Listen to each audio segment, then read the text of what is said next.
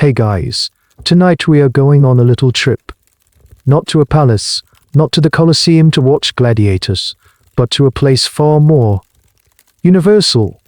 We're traveling back in time, about 2,000 years to ancient Rome, to answer one of life's most fundamental questions when nature calls. Where do you go? The answer is a lot more public, a lot more bizarre, and frankly, a lot less hygienic than you could ever imagine. Your modern sensibilities might not survive this journey, but it's a fascinating one. So before you get comfortable, take a moment to like the video and subscribe, but only if you genuinely enjoy what I do here. And while you're at it, I'd love to know where you're listening from.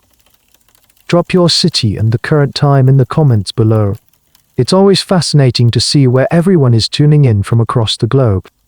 Now dim the lights, maybe turn on a fan for that soft background hum, and let's ease into tonight's journey together.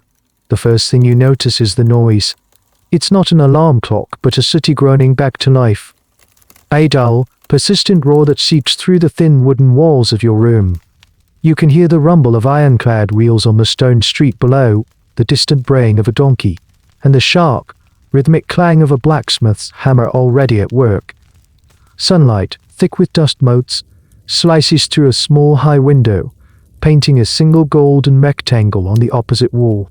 You're lying on a straw-stuffed mattress that has definitely seen better days. It smells faintly of dry grass and you pull the coarse woolen blanket up to your chin for a moment, savoring the last dregs of sleep. But then a second, more urgent signal makes itself known. It's an internal biological alarm clock that you simply can't snooze. A familiar pressure building. Nature is not just calling, it's shouting from the rooftops. You sit up, swinging your legs over the side of the simple wooden bed frame. The floor is cold and uneven beneath your bare feet.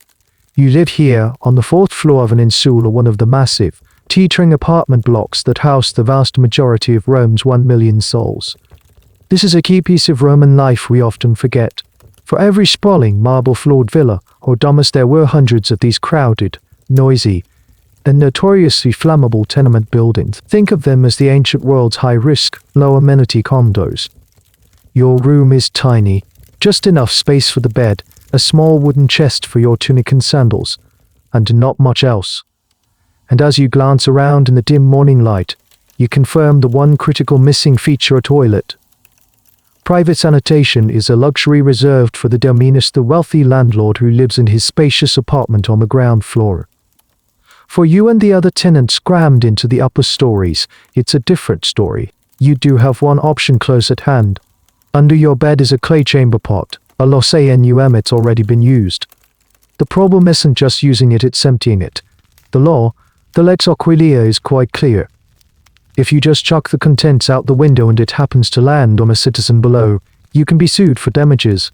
Of course, people did it all the time, especially at night. It was a gamble. But now, in the light of day, with the streets teeming with people, it's a risk you'd rather not take. Plus, the thought of starting your day with a potential lawsuit is less than appealing.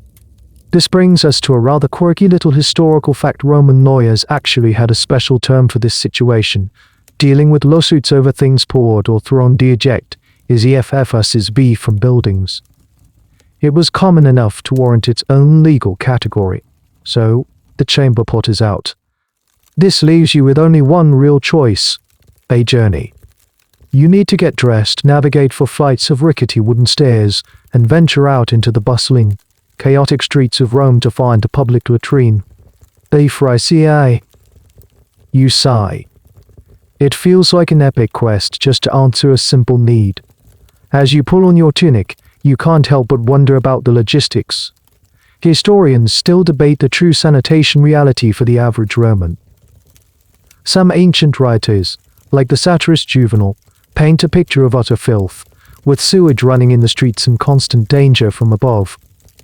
Archaeological evidence, however, shows a city with a remarkable sewer system and public facilities. So, was it a marvel of engineering, a disgusting mess, or somehow both at the same time? You're about to find out. You tie your sandals, take a deep breath, and open the door.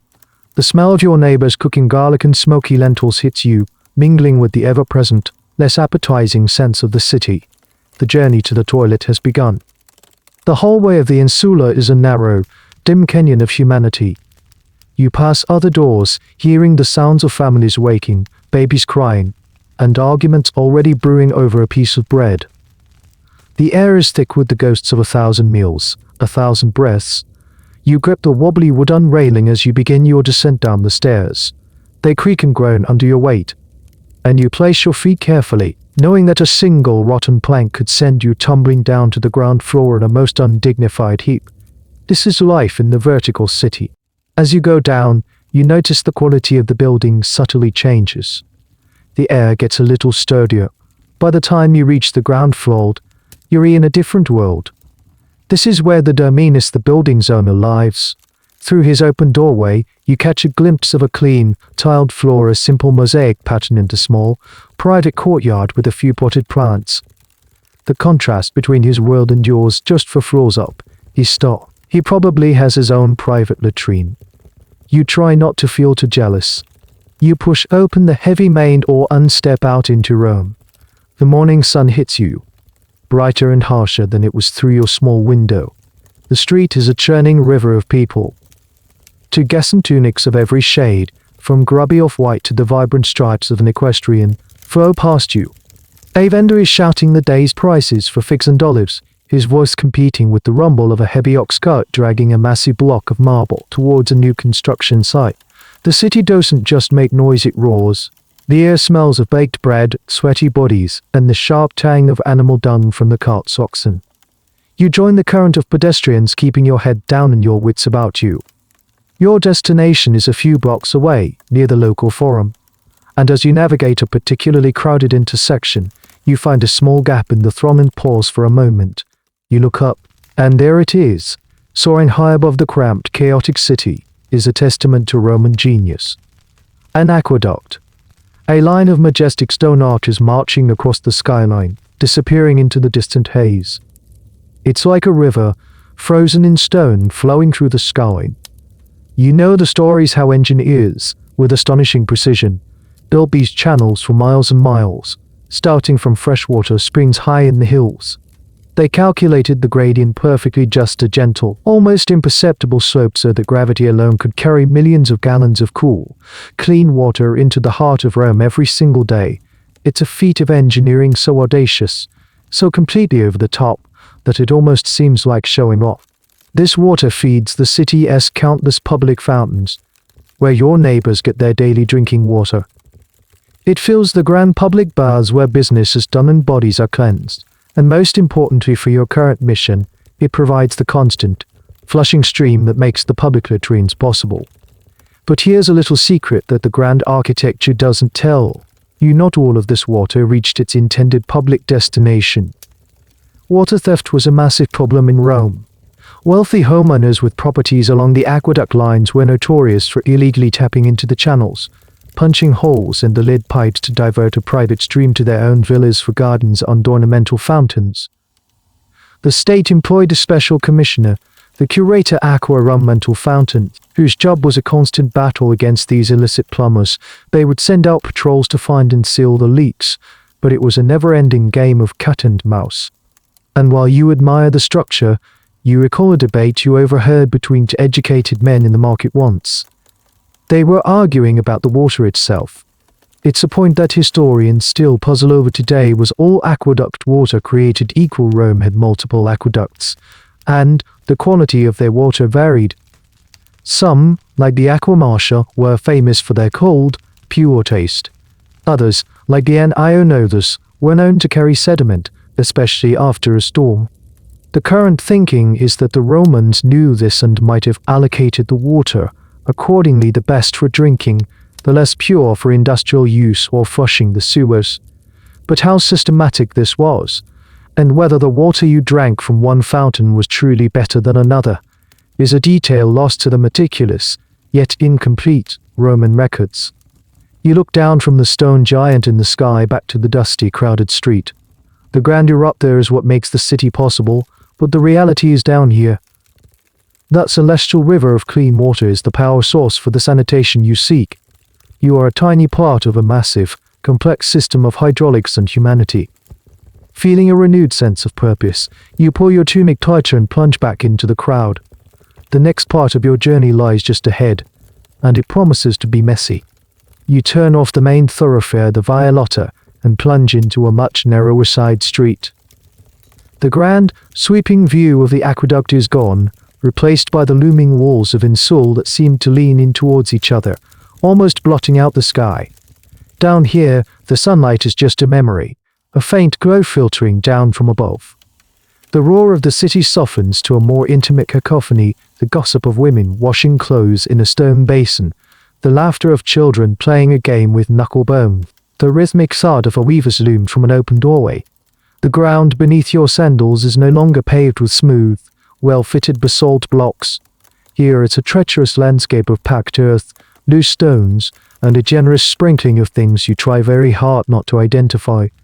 The air is thicker, carrying a potent cocktail of smells: wood smoke, stale wine, and a sharp, ammoniac funk that stings the back of your throat.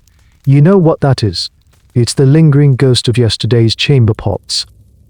This is where the real-world consequences of living in a vertical city, designed before the invention of modern plumbing, become unavoidable.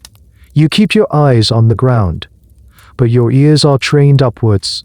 You're listening for a telltale sound, the creak of a wooden shutter opening high above you, followed by a shouted warning: cave, or ray spice, meaning look out, or watch yourself. If you're lucky, you get the warning. If you're not, you get the contents of a latte and raining down on you. You see a dark patch on the ground ahead and instinctively sidestep it, pressing yourself against a grimy wall. A moment later, a fat rat, sleek and unafraid, scurries out of a drain pipe and disappears into a crack in a foundation. You are not alone down here. It's a bizarre dance, this walk through the residential alleys, a combination of hopscotch and listening for invisible dangers. It's why anyone with any sense in Rome wore a hat or kept their hood up. It's also the reason why walking these streets at night was considered an act of either extreme bravery or extreme foolishness. After dark, the warnings were less frequent, and the projectiles more so. This brings us to one of those peculiar little details of Roman law. The Praetor's Edict, a kind of annually updated legal guide, had specific provisions for damages caused by things thrown from windows. The person who lived in the apartment was held liable, even if it was a guest or a slave who did the throwing. If the object hit and injured a freeman, the fine was considerable. If it only damaged his property, say, ruined his new toga, the compensation was less.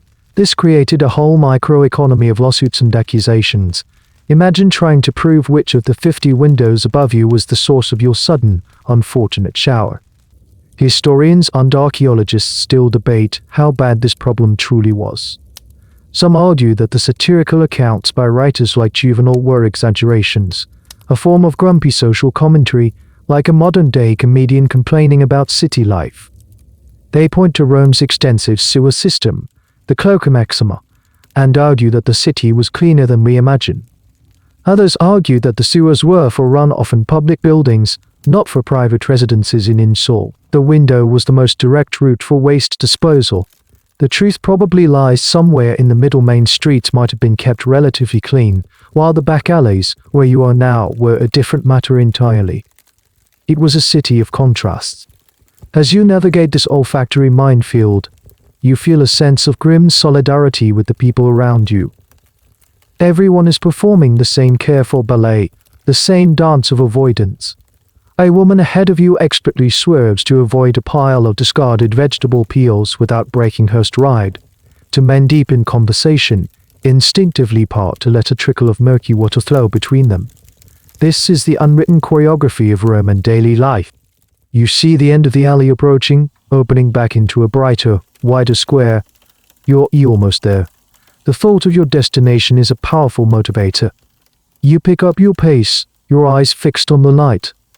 You've successfully navigated the airborne hazards of the Roman apartment block. The next challenge, however, will be face to face, or perhaps more accurately side by side. You emerge from the shadows of the alley, blinking in the sunlight, and see it across the small plaza low, Unassuming but well-maintained building with several wide-arched entrances. The public latrine. The forica. You cross the small, sun-drenched plaza, your sandals scuffing on the warm travertine tiles. The building doesn't look like what you'd call a toilet. It's a solid, respectable structure, roofed with terracotta tiles and open to the air through its large, ungated archways. There are no signs, no discrete symbols. There's no need. Everyone knows what this place is. The giveaway isn't the architecture, but the sound. As you get closer, a steady hum of conversation washes over you. It's not hushed or embarrassed, it's a lively, cheerful babble of men's voices, punctuated by the occasional burst of hearty laughter. From the outside, it sounds more like a bustling tavern or a busy marketplace than a place for private contemplation. You pause at the entrance, a flicker of modern-day shyness making you hesitate. The concept of a bathroom as a silent, solitary sanctuary is a luxury you have to mentally discard before you can proceed. You step through the archway and into the latrine. The interior is surprisingly bright and airy. The roof is supported by stone pillars, but the walls are low, allowing for plenty of light and ventilation. The immediate smell is not what you braced yourself for. Instead of overwhelming filth, there's a strong, clean scent of damp stone and a faint, sharp tang of vinegar, likely used for cleaning. The most prominent sound, now literally inside, is the gentle, continuous gurgle of running water. It's a soothing, almost melodic background noise, but then your eyes adjust, and you take in the main feature of the room. Running along 3 of the 4 walls is a long, continuous bench made of cool, smooth marble. It's a single, unbroken slab, punctuated every couple of feet by a series of keyhole-shaped openings. There must be at least 20 of them, maybe more. And sitting on these openings, perched like birds on a wire, are the men of Rome. They are in every state of dress and undress. Some are fully clothed, their tunics hitched up. Others have their togas carefully draped over their laps. They sit shoulder to shoulder with no partitions, no screens, no dividers of any kind. There is absolutely zero privacy. A man to your left is earnestly explaining a point to his neighbor, gesturing with a piece of bread, HES still nibbling on. Further down, 2 older men, their faces wrinkled by the sun, are locked in a game of what looks like checkers, using a portable board balanced on their knees between them. A group of 3 near the corner are roaring with laughter at a joke one of them just told. This isn't a toilet. It's a social club. You stand there for a moment, an anonymous figure in the doorway, feeling profoundly out of place. Your modern instincts are screaming at you. This is wrong. This is a deeply personal, private activity. You don't make eye contact. You don't start a conversation. You certainly don't play board games. But here, in ancient Rome, all of those rules are turned upside down. For the Romans, this was completely normal. The body and its functions were not things to be hidden away in shame. They were simply a part of life, and life was lived publicly. This public, social nature of the latrine is a well-established historical fact. These were not just functional facilities, they were integral parts of the urban fabric, places for meeting, gossiping, and even doing business. Seneca, the Stoic philosopher, complained about the noise from a bathhouse below his apartment, which included the grunts and groans of people exercising. It's not a huge leap to imagine the same casual acceptance of bodily sounds in a place like this. But here's a little detail that adds another layer of strangeness. Some of the more upscale latrines, especially those connected to bathhouses or forums, were decorated. We found remnants of painted frescoes on the walls, scenes from mythology, geometric patterns, even landscapes. Imagine sitting there, having a chat with your neighbor, while looking at a beautiful painting of dolphins frolicking in the sea. The juxtaposition is almost surreal. You might find small carved statues of deities. Fortuna, the goddess of luck, was a popular choice for a latrine, which makes a certain kind of sense. You were probably hoping for a bit of good fortune in there. Historians are still debating the exact social dynamics at play. Was there a hierarchy? Did important people get the best seats? Perhaps near a window or a friend. Was it considered rude to interrupt a conversation to your left in order to speak to someone on your right? These written rules of latrine etiquette are lost to us, but you can feel them operating in the air around you. There's a flow, a rhythm to the interactions that you, the time traveler, don't yet understand. You take a slow breath, trying to recalibrate your brain. Your pressing need outweighs your social anxiety. You scan the long marble bench for an empty spot. There's one nestled between a burly legionary idly sharpening a dagger and a skinny, nervous-looking man who seems to be muttering to himself. It's not ideal, but it's available. Time to join the club. You walk forward, your footsteps echoing slightly on the stone floor, feeding the eyes of a dozen strangers on you. You walk towards the empty slot on the marble bench, your mind a whirlwind of conflicting thoughts. Every instinct for privacy you've ever had is being violated in a spectacular fashion. You feel exposed, awkward, and hyper-aware of your own movements. Meanwhile, no one else seems to care. The legionary to your right glances up at you for a fraction of a second, a flicker of acknowledgement, before returning his full attention to the wet turn and the gleaming edge of his pagayo. The skinny man on your left continues his soft, frantic monologue, seemingly oblivious to your arrival. You hitch up your tunic, trying to do it with a nonchalance you absolutely do not feel, and lower yourself onto the cold marble. It's surprisingly comfortable, in a strange, ergonomic way. The keyhole shape is wider at the front, narrower at the back, and the stone has been worn smooth by centuries of use, or at least, that's what you tell yourself. The reality is that this particular latrine is probably only a few decades old, a product of the city's ongoing urban renewal projects under the current emperor. You are now officially part of the scene. Use it there shoulder to shoulder with your new neighbors. Your knees may be 6 inches away from the legionary's muscular thigh. On your other side, the nervous man shifts, and you can feel the slight movement trickle through the bench. It's an intimacy so profound and so casual that it borders on the absurd. You stare straight ahead, focusing on the opposite wall. It's made of plastered brick, painted a simple, unassuming ochre. There are no frescoes of dolphins here. This is a workaday latrine for the common folk, not a luxury facility. Your eyes drift downwards. Below the bench, carved into the floor, is a channel about a foot wide. This is the source of the gurgling sound.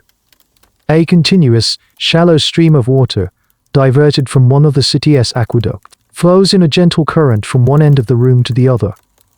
It runs directly beneath the openings, a miniature river designed to carry everything away and out into the main sewer system, the Great Cloaca Maxima.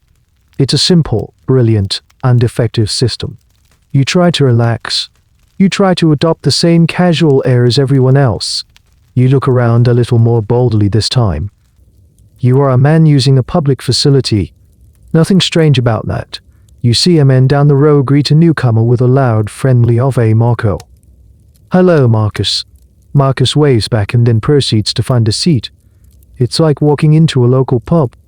This casual atmosphere forces you to confront a fundamental difference between their world and yours, the very definition of public and private. For the Romans, many of the things we consider intensely private were performed in public.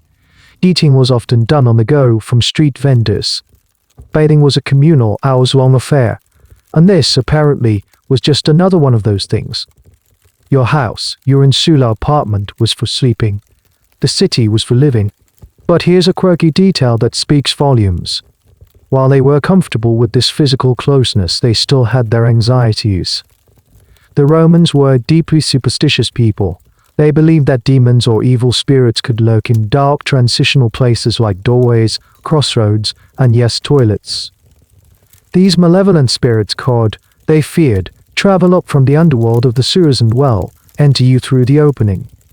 This is why some latrines had carved reliefs of Fortuna, the goddess of luck, or little shrines. People would say a quick prayer before sitting down, not just for a smooth experience, but for spiritual protection. The nervous man muttering next to you might not be crazy, he could just be reciting a protective charm. This fear also led to some interesting graffiti. At a latrine in austere Rome's port city, someone carved the words "cuck," "outgat," or "cave malum," a blunt warning that translates roughly to "shitter, beware the evil." Whether the evil was a demon, a splash of water, or a mythical sewer octopus is a matter of interpretation. And it's on this point that historians are still somewhat divided.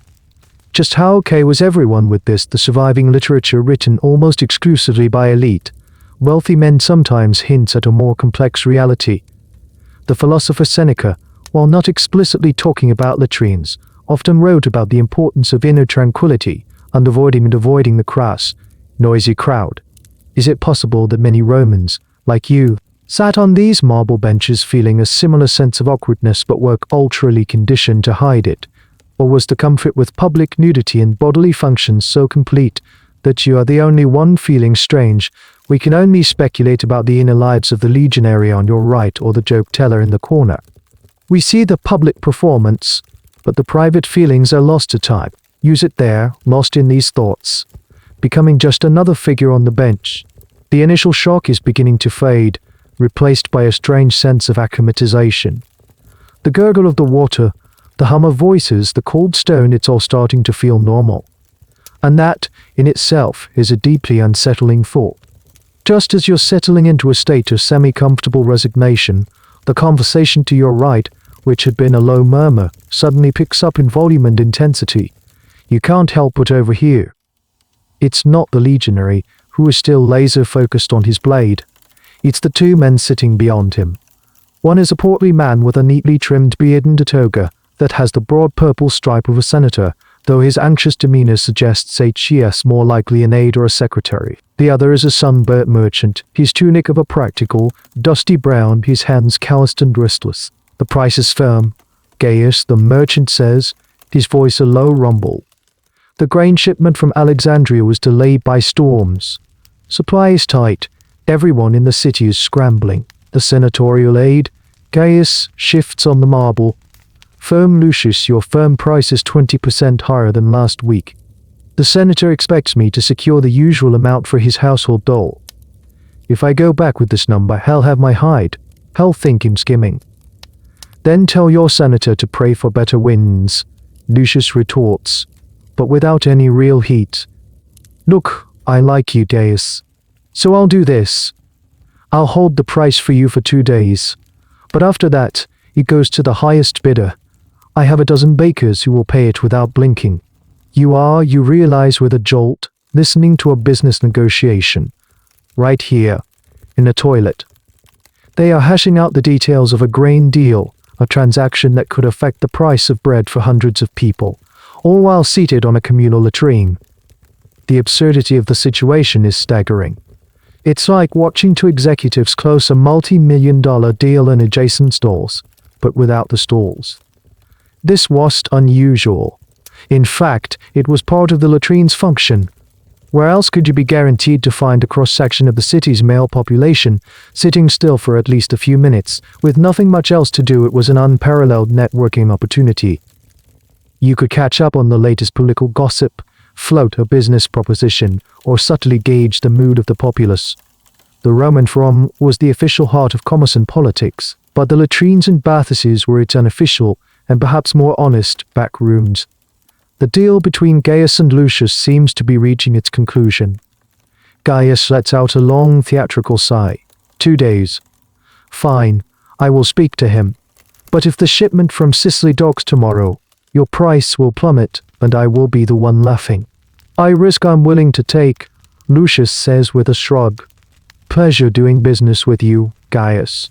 He then turns to the man on his other side and asks him if HES seen the latest odds for the chariot races at the Circus Maximus.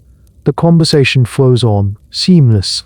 This scene brings a fascinating and slightly disgusting bit of Roman commerce to mind: the fullers. Fullers were the professional laundry workers of Rome. Their job was to clean to gas and other garments, which was a difficult task, as Roman clothing was often made of wool and couldn't be easily scrubbed with soap. To get out the grime and stains, they used a surprising cleaning agent, aged human urine. The ammonia was a powerful degraser. Fullers would collect this precious resource from public latrines, placing large clay pots at the entrances for passers-by to contribute. And this leads to one of history's most famous axe-related anecdotes. The Emperor Vespasian, known for his pragmatic and sometimes tight-fisted approach to governance, decided to levy a tax on the urine collected from public latrines. His son, Titus, was reportedly disgusted by this and complained that it was an ignoble way to raise money. Vespasian's response was legendary. He held a gold coin under his son's nose and asked if it smelled. When Titus said no, Vespasian declared, Pecunia non Olet, money does not smell. This phrase has survived for 2 millennia as a cynical justification for profiting from unsavory sources. So as use it here, the very byproduct of this facility was a taxable, commercial good. The academic debate here revolves around the scale and formality of this latrine economy. Was it common for major deals to be struck here, or was it mostly idle gossip and minor transactions? Did powerful senators really conduct state business while perched on the marble, or was that a satirical exaggeration, the literary evidence, designed to highlight the bizarre aspects of Roman life? But the sheer practicality of the location suggests that for the middle tier of Roman society, the merchants, the clerks, the entrepreneurs like Lucius, this was a prime place to network. It was the ancient Roman equivalent of a coffee meeting or a chat at the water cooler, just with a very, very different context. The negotiation to your right is finished. Gaius looks relieved, Lucius looks smug. You're just a silent observer, a witness to the strange, multi-layered function of this public space. It's a place of biological necessity, social connection, and now, you see, commercial enterprise. The city of Rome, it seems, never stops hustling, not even for a moment. Your attention, pulled away by the business deal, now drifts back to your immediate surroundings. Specifically, to the water flowing gently in the channel at your feet. You watch a discarded olive pit bob past, carried along by the steady current. It's a hypnotic sight, this little man-made river performing its silent, essential duty. This continuous flow of water is the single most important piece of technology in the room. Without it, a public facility servicing this many people would become an unspeakable, disease-ridden pit in a matter of hours. The aqueducts bring the water to the city, but it's this carefully engineered drainage that takes the problem away. You lean forward slightly, peering into the channel. The water is murky, but it moves with a purpose. You can see how the floor of the channel is sloped, another small masterpiece of Roman hydraulic engineering. It's not just a ditch, it's a precisely calculated system. This channel is the end of the line for the clean aqueduct water and the beginning of a new journey into a much darker, more mysterious realm, the sewers. Everything that goes into this channel, and into the hundreds of other latrines and drains across the city, is funneled into a network of underground tunnels. And all of those tunnels eventually feed into the legend itself, the Cloaca Maxima. You've heard the stories. It was one of Rome's oldest and most enduring pieces of infrastructure, originally built as an open-air canal to drain the marshy lowlands that would eventually become the Roman Forum. Over the centuries, it was expanded, covered over, and transformed into a massive underground sewer system, so large that in some places a man on horseback could ride through it. Pliny the Elder wrote about it with a sense of awe, describing it as a feat more impressive than the pyramids, an underground network that had withstood floods, earthquakes, and the weight of the city for centuries. The Cloaca Maxima was the city's secret, subterranean hero. It flushed the waste from the public latrines, drained the runoff from the streets, and carried the massive wastewater output from the grand public baths all the way out to the river Tiber. Without it, Rome could never have grown to a metropolis of 1 million people. It would have choked on its own filth. But here's a fascinating and slightly terrifying tidbit: the system wasn't perfect. While the main arteries of the Cloaca Maxima were huge, the smaller pipes connecting individual buildings and latrines were not always as well maintained. And they were home to more than just wastewater. They were dark, damp, and full of nutrients, making them a perfect breeding ground for vermin. Rats were a given. But sometimes in the dark, things could get weird. There are ancient accounts of people's deepest fears about the sewers coming to life. Writers like A.L. described creatures from the river, like octopuses, supposedly swimming up the Tiber and into the sewer system, emerging in the seaside villas of wealthy Romans who had their toilets connected directly to the sea. Imagine sitting on your private toilet in your fancy villa, only to have a tentacle emerge from the watery depths below. It's the stuff of nightmares. and it speaks to a very real Roman anxiety about the unseen world beneath their feet. While an octopus is likely a fisherman's tall tale, the fear of something unpleasant coming up a large rat, a snake, or even just a foul burst of gas was very real. One of the leading theories for the purpose of the keyhole-shaped opening was to allow people to see down into the channel before they sat to check for any unwelcome surprises. This leads to a point of ongoing scholarly debate: how effective was the cloaca maxima at actually improving public health? For a long time, historians and engineers hailed it as a sanitary marvel, proof of Rome's advanced understanding of public hygiene. But more recently, medical historians have pushed back on this idea. They argue that while the sewer system was brilliant at removing waste from site, it didn't eliminate the diseases. It simply moved the contaminated water from the city center into the Tiber River. And where did many of the poor people living downstream get their water for washing and cooking from the Tiber? Furthermore, the sewers themselves, with their stagnant pools and slow-moving sections, could have been a perfect breeding ground for bacteria and the pathogens that cause diseases like typhoid and cholera. So was the cloaca maxima a sanitary triumph that allowed Rome to flourish? Or was it a beautifully engineered disease delivery system that piped contagion directly into the river and the wider environment? The answer is likely both. It solved one problem, waste in the streets, while potentially creating another, less visible one. You look back at the simple channel flowing at your feet.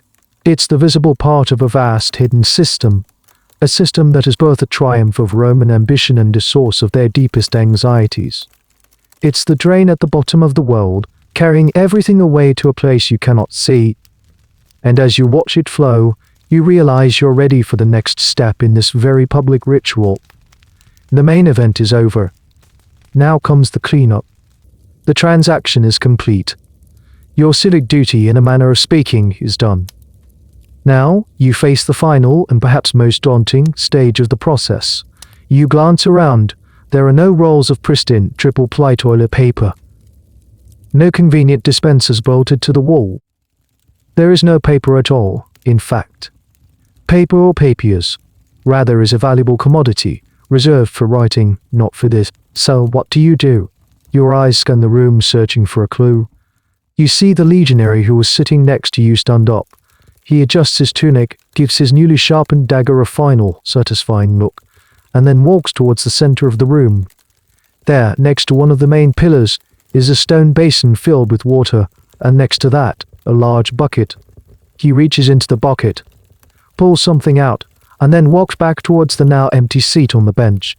He performs a quick, practiced cleaning motion, dips the object into the flowing channel at his feet for a rinse, then walks back to the central bucket, puts the object back in, and gives his hands a splash in the basin. Then he just leaves. The entire process is swift, efficient, and utterly baffling to you. You need a closer look. You stand up, your legs feeling a little stiff from the cold marble, and cautiously approach the central pillar. There it is, the infamous tool Roman hygiene, the protagonist of this whole sordid affair. It's xylospongium. The name itself is a simple combination of Greek words "einon" for wooden, spomai for sponge. And that's exactly what it is. It's a natural sea sponge, brownish grey and porous, attached to the end of a wooden stick about the length of your forearm. It looks a bit like a primitive organic toilet brush, or perhaps a very sad microphone. There isn't just one. There are several of them, standing upright in the bucket like a grim floral arrangement. The bucket is filled with a murky liquid that you hope is either very strong salt water or vinegar, as ancient authors suggest. This solution is meant to be the disinfectant, the cleaning agent that makes the whole system viable. You stare at this object, this sponge on a stick, and you have a profound realization. It's a communal sponge on a stick. The legionary just used it. The merchant, Lucius, will probably use it next. The nervous man, the senator's aide, the joke teller in the corner, everyone who uses this latrine uses this sponge, or one of its identical brethren from the bucket. This is the pinnacle of Roman sharing culture. This is the moment where your modern brain, already battered by the lack of privacy in the public business deals, simply short-circuits. You are expected to take this tool, which has been used by an unknown number of strangers for an unimaginably personal task, and use it on yourself. Then, You are to give it a quick rinse and return it to the bucket for the next person. The Roman philosopher Seneca once wrote a letter describing the suicide of a Germanic gladiator who, rather than face the beasts in the arena, chose to end his own life in the privacy of a latrine.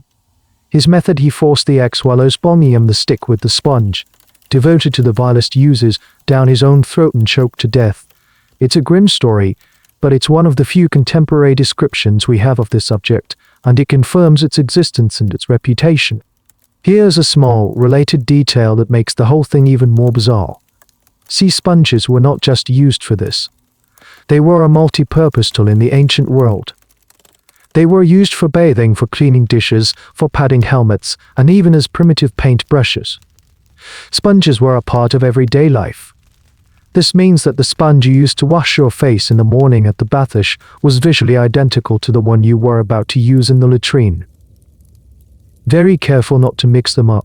Now, a major point of contention among historians and classicists is the exact nature of this sharing. The most common interpretation, and the one that sparks the most disgust, is that the stick and sponge were a permanent fixture, used and reused until they presumably fell apart. However, some scholars propose a slightly less horrifying alternative. They argue that perhaps the stick was communal, but the sponge part was personal. Maybe people brought their own sponge from home, attached it to the public stick for use, and then took it with them. Or perhaps the sponges were disposable, used once and then thrown away, with a fresh supply available. The problem with these theories is a lack of evidence. We have found the latrines, we have Seneca's mention of the object, but we have not found archaeological evidence of disposable sponge piles. The general consensus, uncomfortable as it is, leans towards the communal stick and sponge unit. You stand there frozen, contemplating the bucket. Your personal hygiene standards are in a direct standoff with Roman social convention. To refuse to use the xylospongium might be seen as odd, even insulting. It would mark you as a foreigner or weirdo. To use it well, that requires a mental leap you're not sure you're prepared to make. The water in the channel gurgles on, indifferent to your crisis. The choice is yours. You take a deep breath, the air tasting of damp stone and vinegary water. The choice is stark. You can either embrace the local custom or walk out of here feeling unfinished. You'd across the room has just finished his business. He walks up to the bucket with a casual, unbothered air, selects a xylospongium and heads back to his seat. No one bats an eye. It's as normal as shaking hands. All right. When in room, you reach into the bucket. The wooden stick is smooth and damp. You pull the device out. The sponge itself is heavy, saturated with the cleaning solution. It drips onto the stone floor. You try not to think about its history, its previous journeys. You try to focus on the alleged disinfecting properties of the vinegar or salt water it's been soaking in. Surely, Roman ingenuity wouldn't fail them on such a critical point. Right. You return to your spot on the bench.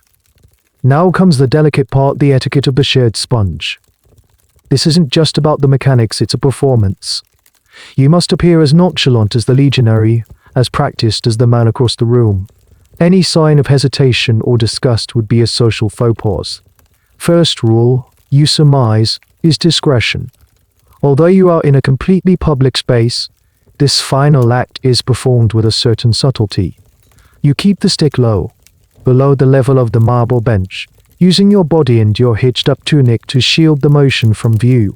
It's a strange pocket of privacy in a room that has none. Second, the post-use rinse. This is crucial. You see another man swishing his sponge vigorously in the channel of running water at his feet. This is not a gentle dip, it's a proper, determined cleaning. He holds it under the current, turns it over, ensuring the water flows through the porous material. This isn't just for your own benefit, but for the next user. It's a small, unspoken act of civic duty. To do a poor job of rinsing would be the ultimate breach of latrine etiquette, a sign of profound disrespect for your fellow citizens. You follow suit, performing the rinse with what you hope is the right amount of vigorous swishing. The murky water of the channel swirls around the sponge. Is it cleaner now? Marginally, perhaps. You try not to dwell on it. Third, the return. You walk back to the central bucket and place the xylospongium back into its vinegary bath, submerging it fully. You try to place it gently, not just drop it in with a splash. It rejoins its brethren, ready for the next person in line. Your part in the cycle is complete. Finally, you move to the adjacent stone basin for the hand washing.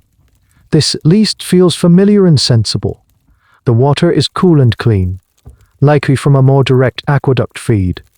There's no soap, of course. Soap was more of a Gaulish and Germanic oddity at this point. Romans used oil in the strigil to scrape themselves clean in the baths. But a rinse with clean water is a welcome and necessary final step. As you splash your hands, you contemplate the sheer trust involved in this system. The Romans were entrusting their health and well-being to the civic-mindedness of strangers. You had to trust that the man, before you rinsed the sponge properly, you had to trust that the state official in charge of the latrine ensured the disinfecting solution was changed regularly. You had to trust that the engineers who designed the water channels did their job right. It was a chain of social and civic trust, and the xylospongium was its most intimate link. This brings up a fascinating tidbit about Roman life: the concept of pollution, both literal and ritual. For Romans, certain bodily fluids, especially did with death or birth, carried a kind of ritual impurity. A person who had been in contact with a dead body, for instance, had to undergo purification rites. While daily bodily functions weren't seen as inherently sinful, there was still a sense of needing to cleanse oneself afterward. The running water and the act of hand washing weren't just for hygiene, they were a small, everyday ritual of purification, washing away the miasma of the latrine before re-entering the main social world of the city. The debate among classicists on this topic is subtle but important. To what extent was the xylospongium system a product of practical limitations versus a reflection of a different cultural understanding of cleanliness? Did they genuinely believe that a dip in vinegar made the sponge clean in the way we understand it? Or was their definition of clean more about the removal of visible dirt and the performance of a ritual, rather than the elimination of invisible germs? The germ theory of disease was still 1800 years in the future. Their world was governed by what they could see, smell, and touch. In that context, a sponge rinsed in running water and soaked in sharp-smelling vinegar might have seemed like the very pinnacle of sanitation. Your hands are dripping. You shake them dry as best you can and smooth down your tunic. You have survived the Roman public latrine. You have participated in its strange communal ritual. You feel a bizarre mix of disgust, relief, and a strange sense of accomplishment. As you turn to leave, feeling like a seasoned veteran, a new question pops into your head. You look around the room one last time, at the faces of the men chatting, and you realize who is missing. You stand near the arched entrance, ready to step back out into the sunlit plaza, but a thought holds you in place.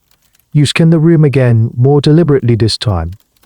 The legionary, the merchant, the senatorial aide, the joke-tellers, the lone mumbler, they are all men. In this entire time, you haven't seen a single woman. Where did the women of Rome go? The city's population is roughly half female. They live in the same ensuite. They walk the same streets. Their biological needs are just as urgent. Yet, this bustling, central, and very public facility is an exclusively male domain. It's a glaring omission, a silent testament to the gendered nature of public space in the Roman world. The answer to this question, like many things about the lives of non-elite women, is frustratingly vague and comes with a lot of historical head-scratching. There isn't a simple, single answer. For the vast majority of women, their options were far more limited and far less public than what you've just experienced. The first and most common solution was the one you rejected this morning: the chamber pot. For most women, especially those living in cramped and sewer apartments, the lasanum was their primary toilet.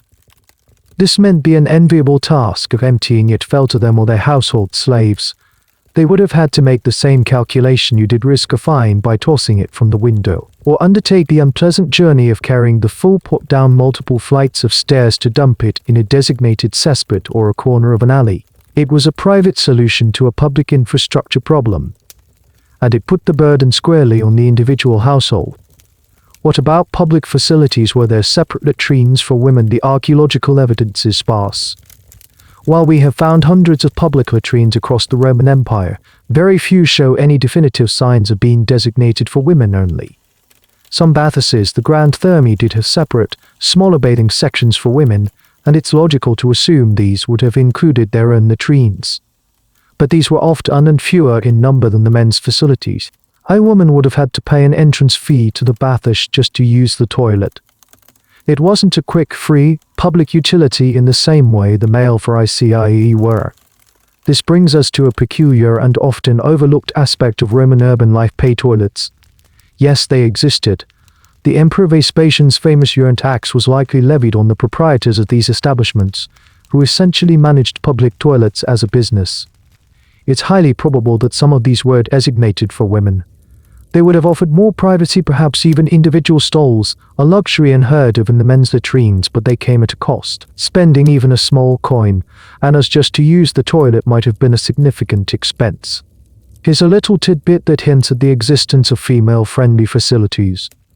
In the town of Julia Felix in Pompeii, an inscription advertises the rental of a set of elegant baths, complete with shops, apartments, and something it calls for ICAE privatae. That term, private latrines, is tantalizing. Some historians speculate this might mean lockable, individual stalls, which would have been highly attractive to women or anyone seeking a moment of solitude. But it was a niche, premium service. The ongoing debate among historians centers on this very question of access. One school of thought argues that social custom, more than explicit rules, dictated the use of public spaces. A respectable woman simply would not enter a boisterous, all-male environment like the latrine you're in. It would be unseemly, a threat to her reputation and her sense of modesty and virtue.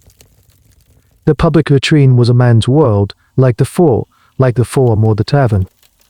Another view suggests that perhaps the rules were more fluid. Maybe women used the public latrines, but only at specific, less busy times of day, like the very early morning. Or perhaps in the poorer, rougher neighborhoods, the social segregation was less strict, and necessity trumped propriety. The truth is, we don't have a definitive account from a Roman woman about her daily toilet habits. Her voice is silent in the historical record. So, as you stand at the threshold of this male social club, you are looking at a physical manifestation of Roman gender roles.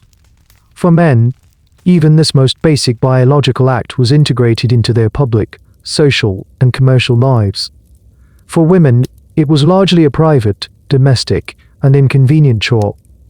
The Grand Aqueduct served everyone, but the final, crucial step of the sanitation system was filtered through the lens of gender, class, and social status. The simple act of going to the toilet reveals a deep truth about who the city was truly built for. You step out of the archway, leaving the hum of male voices behind. The sunlight feels warm on your face. You've solved your own problem, but you're left with a much larger question about the unseen, unrecorded lives of half the city's population. It's a reminder that the history we see, the history carved in stone, is often only half the story. As you walk away from the public latrine, your mind is buzzing with the inequalities of Roman sanitation.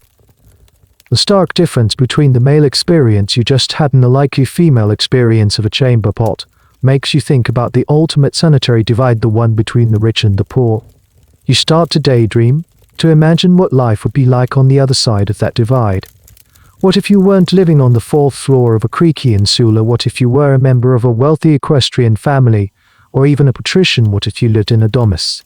A domus is a private, single-family house. It's the Roman equivalent of a luxurious villa, but situated right in the heart of the city.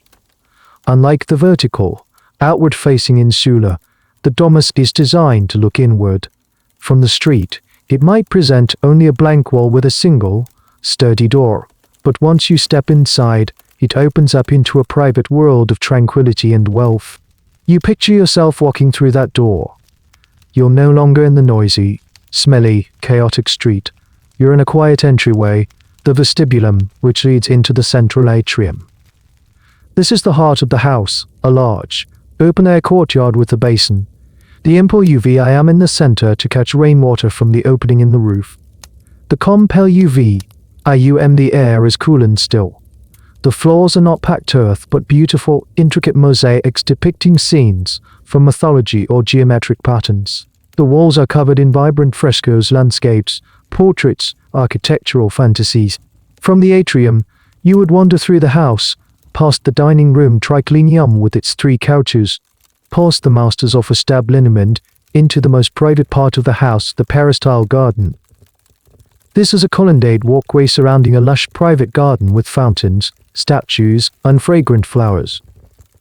This is your personal oasis, a piece of the countryside imported into the middle of the city. And somewhere in this haven of personalized luxury, you would have it. The ultimate status symbol, the thing that separates the truly wealthy from everyone else, a private toilet. A latrina. You imagine it. It wouldn't be a grand, 20-seat social club like the one you just left. It might be a small, discreet room, perhaps with only 1 or 2 seats. These seats might not even be cold marble, but carved wood for comfort.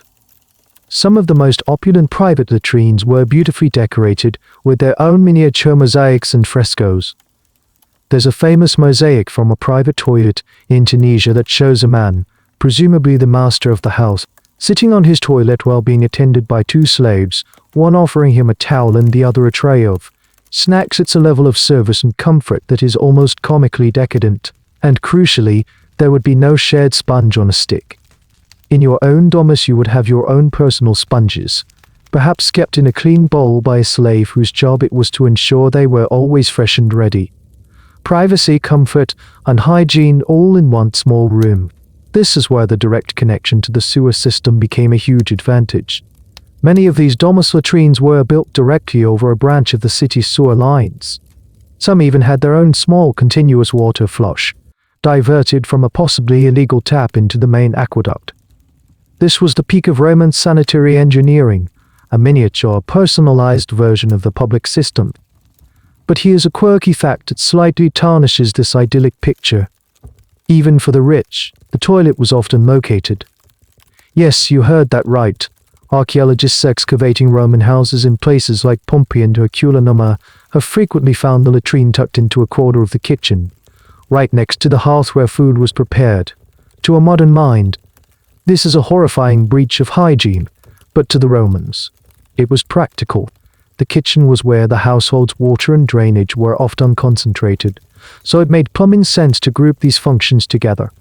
Furthermore, kitchen scraps could be easily tossed into the toilet, a convenient sanitary waste disposal system. This placement is a subject of ongoing discussion.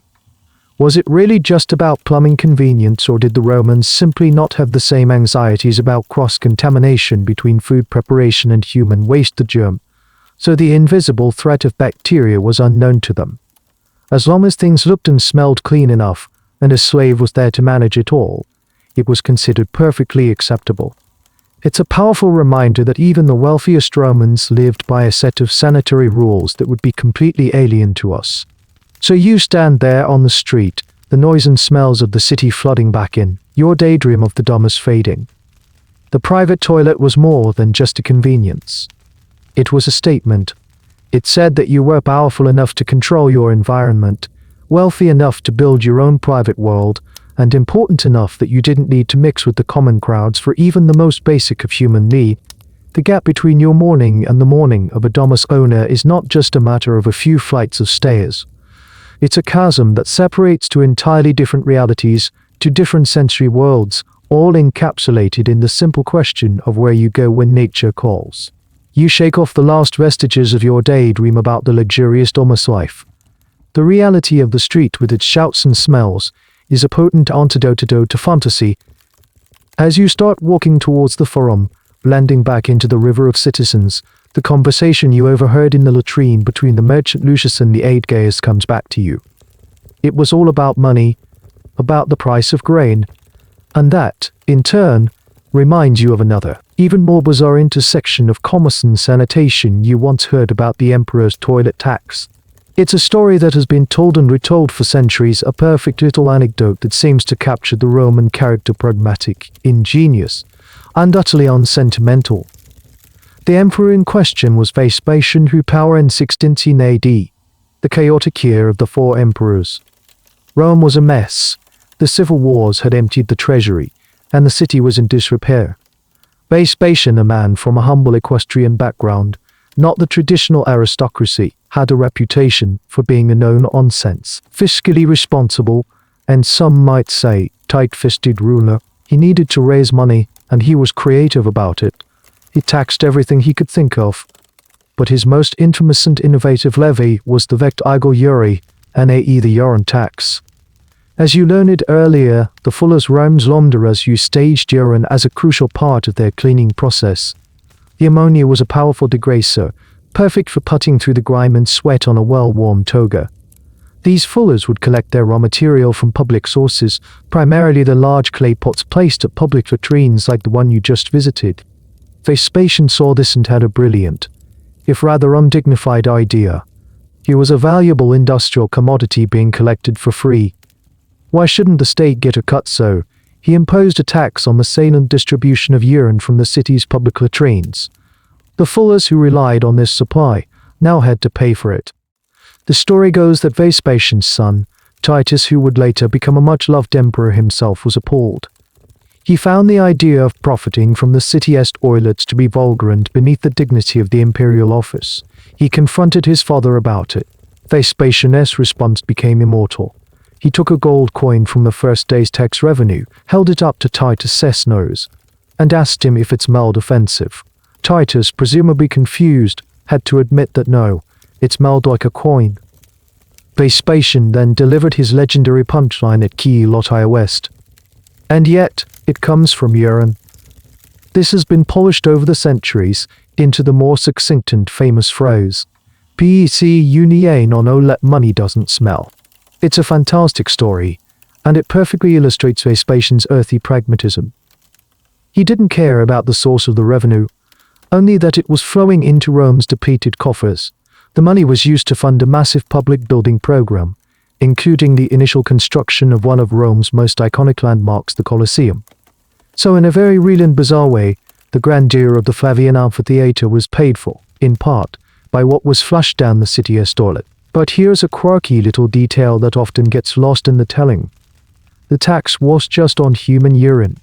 In the Roman world, animal urine was also a valuable commodity, particularly the urine of certain animals, which was believed to have medicinal properties. Pliny the Elder in his encyclopedic natural history mentions various uses for animal urine in treating everything from scorpion stings to skin ailments. So Vespasian's tax might have had a broader scope than just the fuller's supply. Now, as with many great historical anecdotes, historians have debated its complete accuracy. Did Vespasian really have that exact conversation with his son, or was it a story embellished by later historians like Suetonius and Cassius Dio to capture the essence of his character? The general consensus is that the tax itself was very real. Vespasian was known for his fiscal creativity, and the commercial use of urine is well documented. The story of the coin sniffing is so perfectly in character that even if it didn't happen exactly that way, it reflects a truth about the man and his era. It's a classic case of what historians call ben trovato, even if it's not true, it ought to be. Thinking about this, you can't help but smile. The city of Rome is a place of staggering contrasts. You can stand in awe of a soaring aqueduct, a marvel of engineering and aesthetics, while at the same time knowing that the society it supports is so practical that it taxes its own waste to build even grander monuments. It's a city that produced stoic philosophers and epic poets, but also emperors who weren't afraid to get their hands dirty, metaphorically speaking, with the business of the toilets. It seems truly doesn't smell, especially when you need to build an empire. Your walk has brought you to the edge of the Roman Forum, the sprawling, chaotic heart of the empire. The noise level ticks up several notches. You can hear politicians making impassioned speeches from the rostra, merchants hawking exotic goods from the shadow of the Basilica Julia, and priests chanting in the dozens of temples that crammed the sacred space. It's a sensory overload, a city at full volume. The thought of Vespasian's very practical, very human acts reminds you of another, even more fundamental aspect of the Roman mindset, their relationship with the divine. For the Romans, the world was packed with gods, spirits, and minor deities. There wasn't a corner of life so small or so mundane that it didn't have its own presiding spirit. They had gods for doorways, Janus for childbirth, Lucina for the hearth, Vestuan for mildew, Robigus. It was a spiritual landscape as crowded as the city streets. So it should come as no surprise that they also had gods for the bathroom. As you navigated the social and physical challenges of the public latrine, you were, in the eyes of a Roman, under the watchful gaze of several specific deities. The most important of these was a goddess you saw referenced in other latrines, Fortuna, the goddess of luck and fortune. Her presence in a toilet makes perfect sense. You were hoping for a bit of good fortune, that the experience would be quick, that you wouldn't get splashed, that you wouldn't encounter any sewer demon, and that the shared sponge was on the cleaner side of its life cycle.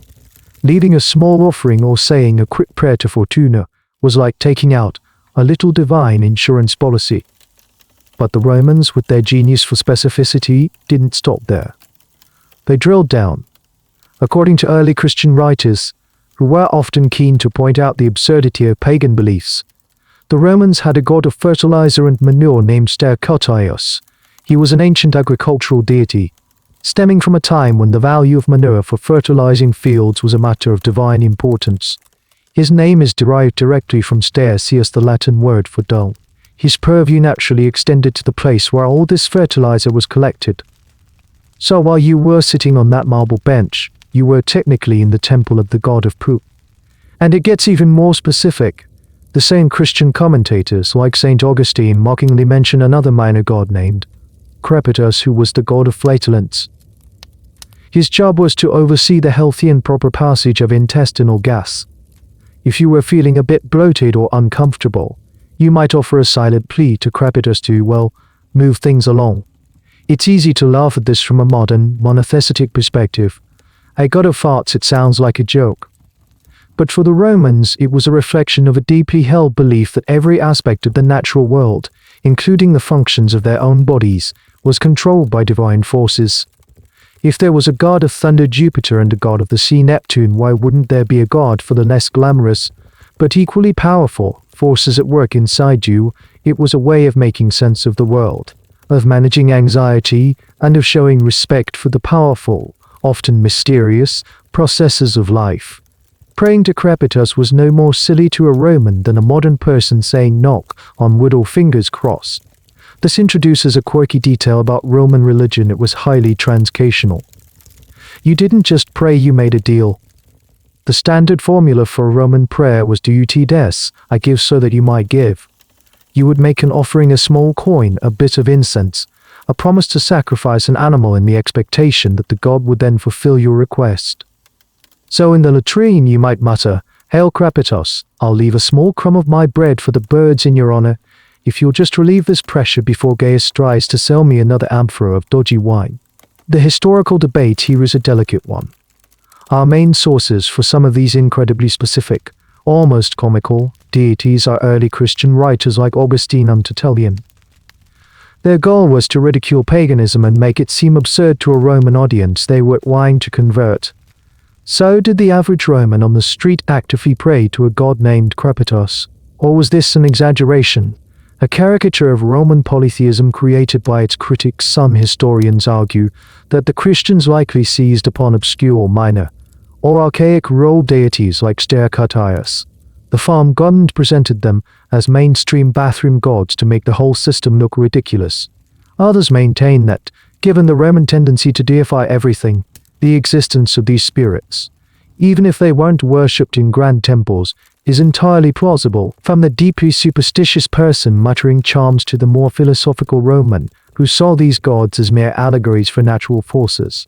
As you stand there amidst the grandeur of the Forum, you have a newfound appreciation for the inner world of the Romans.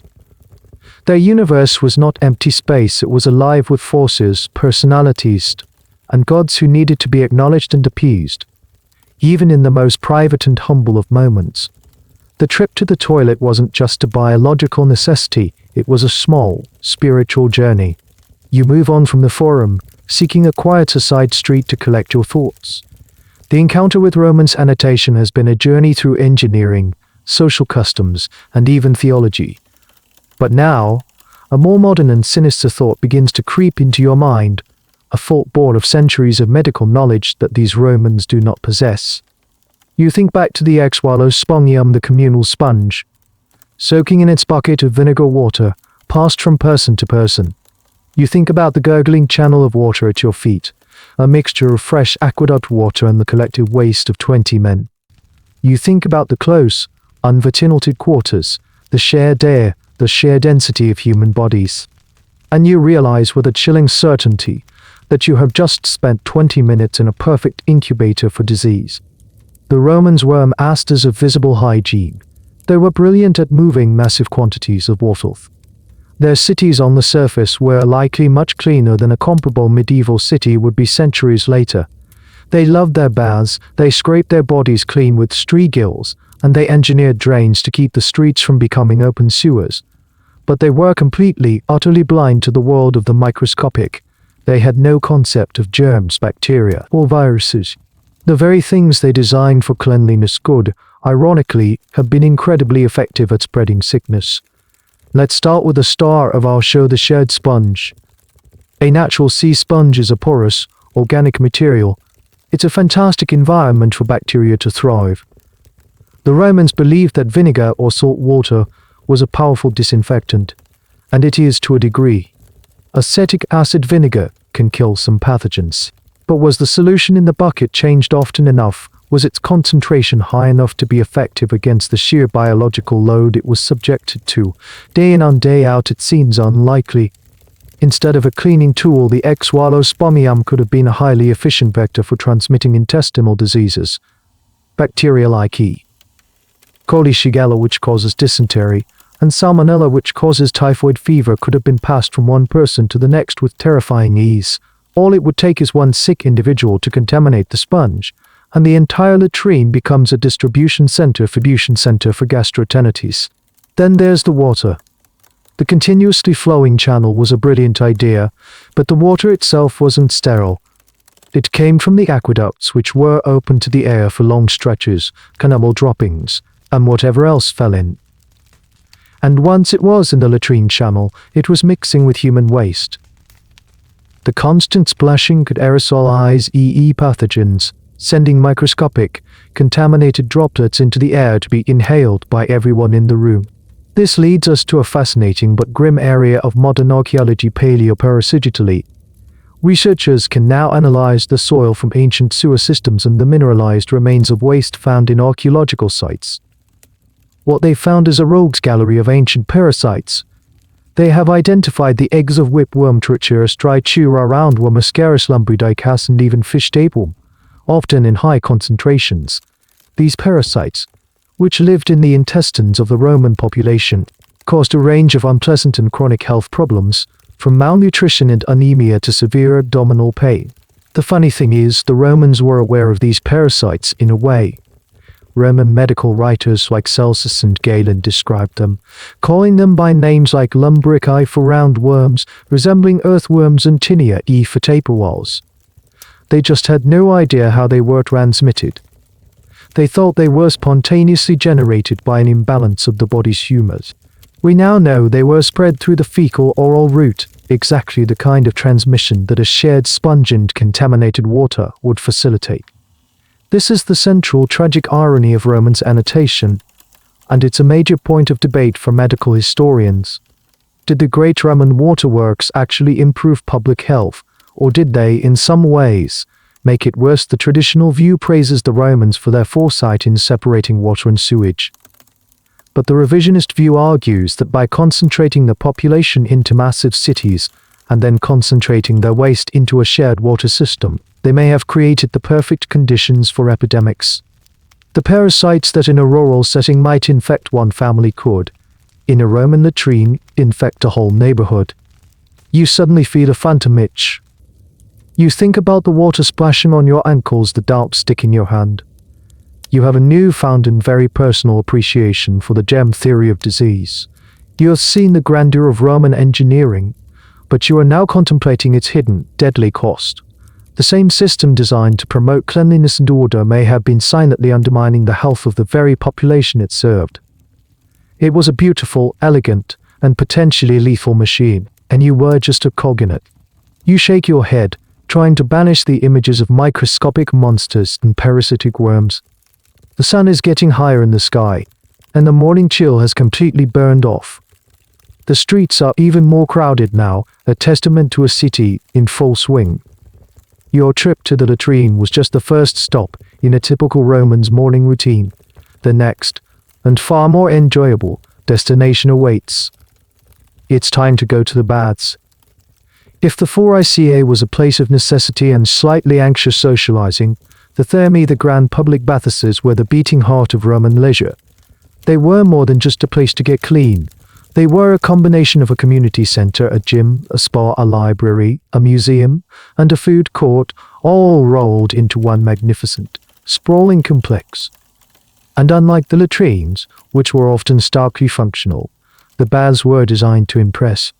You set off towards the nearest major bath complex, perhaps the baths of Agrippa or the newly constructed baths of Nero. As you approach, the scale of the architecture is breathtaking. It's a palace for the people. Marble-clad walls, soaring vaulted ceilings, and huge glass windows that flood the interior with light. The entrance fee is laughably small, a Roman coin. For this tiny sum, any citizen, rich or poor, could have access to a world of luxury for the entire afternoon. You pay your coin and step inside into the apart white area, the changing room. Here, you undress, placing your tunic and sandals into a small niche or locker in the wall. You are now in the standard attire for the baths, naked, and just like in the latrine, nobody cares. The casual nudity of the bathish was a great equalizer. A senator and a shoemaker, stripped of their gas and finery, were just naked men. From the changing room, you begin the traditional bathing circuit. First, you might head to the palestra, an open-air courtyard for exercise. You see men lifting weights, wrestling, playing ball games, or just going for a brisk walk. You need to work up a good sweat. After your workout, covered in a fine sheen of sweat and grime, you move to the first of the heated rooms, the tepidarium. This is a warm, pleasant room, designed to ease you into the higher temperatures to come. The heat comes from Rome's other great invention, the hypocaust system. The floor is raised on a forest of short brick pillars, and hot air from a massive furnace is pumped into the space below, heating the marble floor from underneath. Hot air is also channeled through pipes in the walls. It's ancient underfloor heating, and it's pure genius. From the tepidarium, you brace yourself and enter the caldorium, the hot room. The heat hits you like a physical blow. The air is thick with steam, and the floor is almost too hot to stand on. Here you sweat in earnest, your pores opening up. This is the core of the cleaning process. But here's the quirky bit: they still don't use soap. Instead, you would cover your body in oil, usually cheap olive oil, and then use a special tool called a strigil, is a curved metal scraper. You, or more likely a friend or a slave you hired for the purpose, would use it to scrape the oil, sweat, and dirt from your skin. The gunk that came off, a mixture known as glow, was collected. The glow scraped from famous gladiators was sometimes collected and sold in little pots to female fans who believed it had properties as a face cream or an aphrodisiac. After your scraping, you might take a plunge in a pool of very hot water at one end of the caldorium. Then it's time for the grand finale, a move to the frigidarium. This was a large, unheated room with a deep pool of cold water. The shock of plunging into the cold water after the intense heat of the caldarium was meant to be invigorating, closing the pores and refreshing the senses. The academic debate surrounding the baths often focuses on the same issue as the latrine's hygiene. Were they clean? On one hand, the constant flow of fresh water and the sheer volume of it would seem to suggest so. But on the other hand, thousands of unwashed bodies covered in oil and sweat were dipping into these pools every day. The water was not chlorinated. The Roman medical writers also warned against going to the baths with a fresh wound, as it could easily lead to infection, one of the few ancient hints at an understanding of waterborne pathogens. So, were the baths a healthy practice that promoted cleanliness, or were they, like the latrines, a beautiful and luxurious soup of germs, as some medical historians have colorfully described it? The answer is probably a bit of both. It was better than not washing at all, but it was far from sterile. Your bath and cleansing are now complete. But your time at the Thermae is far from over. You could now get a massage, visit the library to read a scroll, stroll through the gardens, admire the statues that decorated every corner, buy a snack from a vendor, or just sit with friends and gossip. You have emerged from the necessary functional world of the 4IC, beyond entered the leisurely, luxurious world of the Thermae. The first was about excretion, the second about cleansing and socialization. They are two sides of the same coin, two parts of the daily routine that defined life in the city, both powered by the endless river of water flowing from the distant hills. Feeling clean, refreshed, and thoroughly civilized after your time in the bowels, you decide to head back towards your neighborhood. You take a different route this time, cutting through a busy market district just behind the Theatre of Marcellus. As you pass the back wall of a large public building, maybe a warehouse or another, smaller bathers, you notice something that you were too preoccupied to pay attention to on your morning quest. This isn't the slick, colorful spray paint art of the modern world. This is graffiti in its most original form. The word itself comes from the Italian graffare, to scratch, and that's exactly what this is. Words and pictures, scratched and carved directly into the plaster, brick, and stone surfaces of the city. Rome wasn't a pristine, white marble city, it was a giant, messy, public message board. You slow your pace and take a closer look. It's a chaotic jumble of text and images. You see crude drawings of gladiators, names of individuals proclaiming their love for someone else, and advertisements for upcoming events. It's a raw, unfiltered glimpse into the minds of the everyday Roman. You lean in to decipher some of the inscriptions. Much of it is what you'd expect. Vibis rest I tutus, slept here alone in Bistisabana, one lonely traveller carved. A little further down, a more boastful inscription, Celadus the Thracian makes all the girls sigh. It seems that ego and romance are timeless themes. But among the personal messages in crude drawings, there's a whole other category of graffiti that relates directly to your morning's adventure. Toilet humor, it turns out, is ancient. Archaeologists in Pompeii and other Roman sites have found a treasure trove of latrine-related graffiti, both inside the facilities and on the walls outside. These inscriptions range from the philosophical to the downright bizarre. One famous piece of graffiti found near a latrine warns, "Sic urinam efficierit. Habet Dios iratos, if anyone urinates here, may he have the gods against him." It was a desperate attempt to keep a particular corner clean, appealing to divine wrath where civic duty failed. Another, more practical bit of advice was found scratched on a marine wall: "Viscerate acetia simple," to wordplay to fart silently. It's a hilarious and deeply human request, a sign that even in the noisy, communal environment toilet, some people were still hoping for a little decorum. But the most fascinating category of toilet graffiti is the reviews. Yes, Romans reviewed their public latrines. One inscription gives a glowing recommendation: "Cocator. Ut bene cocares. Habeas I in urium. Et evl is plus. Coca et in sili bono," which is a bit complex, but essentially says, "Shitter, to shit well." You should have January, was perhaps the attendant enthusiastic, if slightly chaotic, 5-star review. Another, more cryptic piece of graffiti reads, "Cocator cave malum," which you remembered hearing about earlier. Shitter, beware the evil. What was the evil? A splash, a demon, a faulty sponge. The ambiguity is part of its charm. It's a little piece of anonymous advice, a warning from one user to the next, scratched into the wall for posterity. This practice of carving messages into walls gives us a voice that is often missing from the official historical record. The grand histories were written by the elite senators, philosophers, and poets. They tell us about wars, politics, and law, but the graffiti gives us the voice of Celadus the gladiator, of the lonely traveler vis, of the anonymous person who just wanted his neighbor to be a little less noisy. It's the ancient equivalent of a social media feed, capturing the fleeting thoughts, jokes, and complaints of the masses. The academic world has, in recent decades, begun to take graffiti seriously as a historical source. For a long time it was dismissed as trivial or vulgar, but scholars now recognize that it provides invaluable insights into daily life, literacy rates, and popular culture. The debate now often revolves around who was doing the writing. Was it just the idle rich who had the time and the education to carve out witty couplets, or was literacy more widespread than we thought, with soldiers, merchants, and even slaves leaving their mark on the city? The mix of crude drawings, simple names, and complex poems suggests that it was a bit of all of the above. It was a democratic form of expression, open to anyone with a sharp object and something to say. You run your fingers lightly over a deeply carved name, Marcus, feeling the rough edges of the letters. Someone stood right here in this spot 2,000 years ago and felt the need to declare his existence to the world. It's a profound connection to the past, more intimate in some ways than staring at the Colosseum.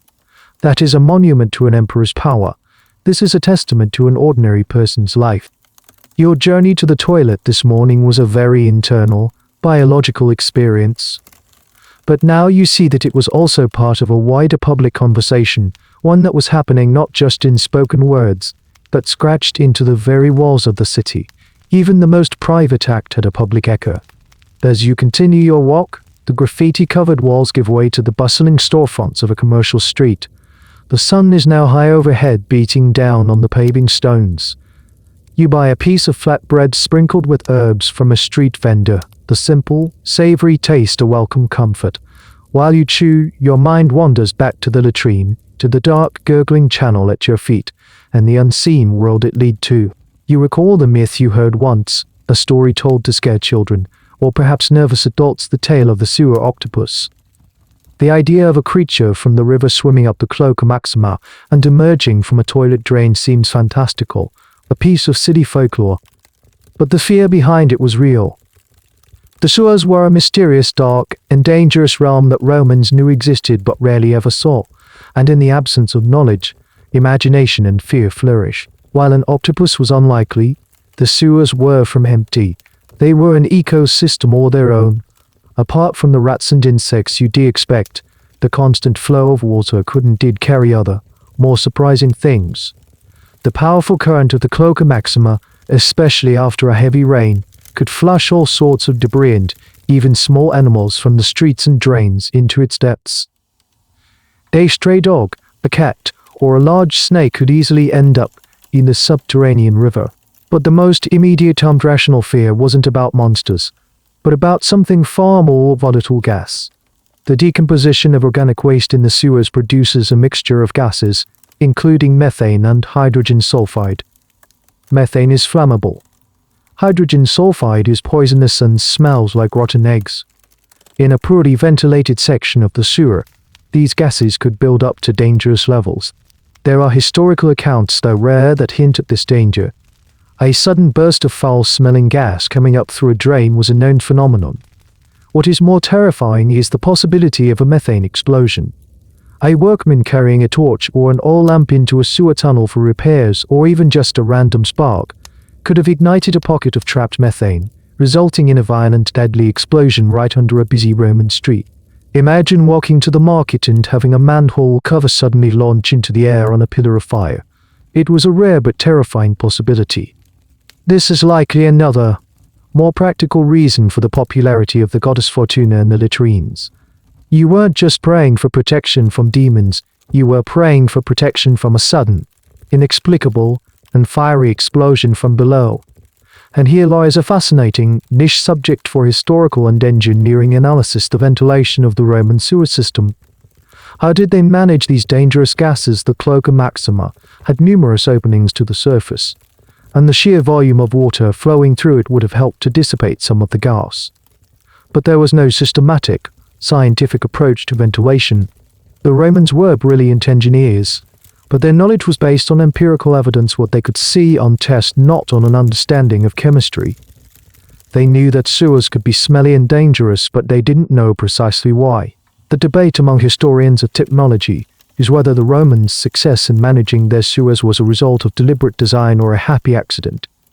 Did they intentionally design openings and water flow rates to maximize ventilation, or was the system just so massive and leaky that it vented itself by chance? Some argue for the former, pointing to the incredible sophistication of Roman hydraulics.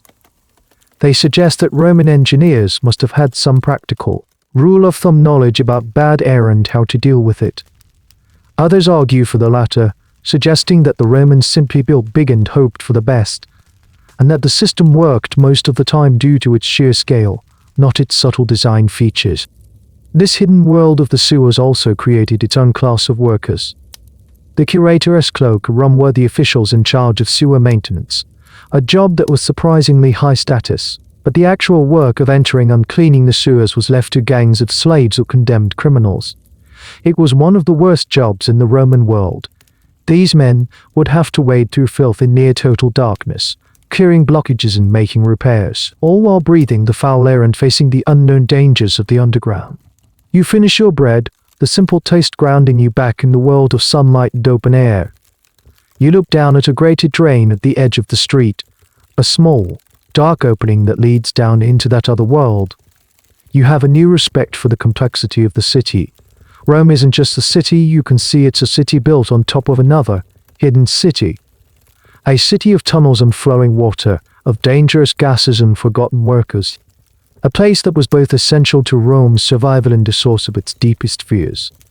The boundary between the civilized world above and the chaotic world below was thin, sometimes no more than a single slab of stone. And every time you sat on a public toilet, you were perched right on that edge.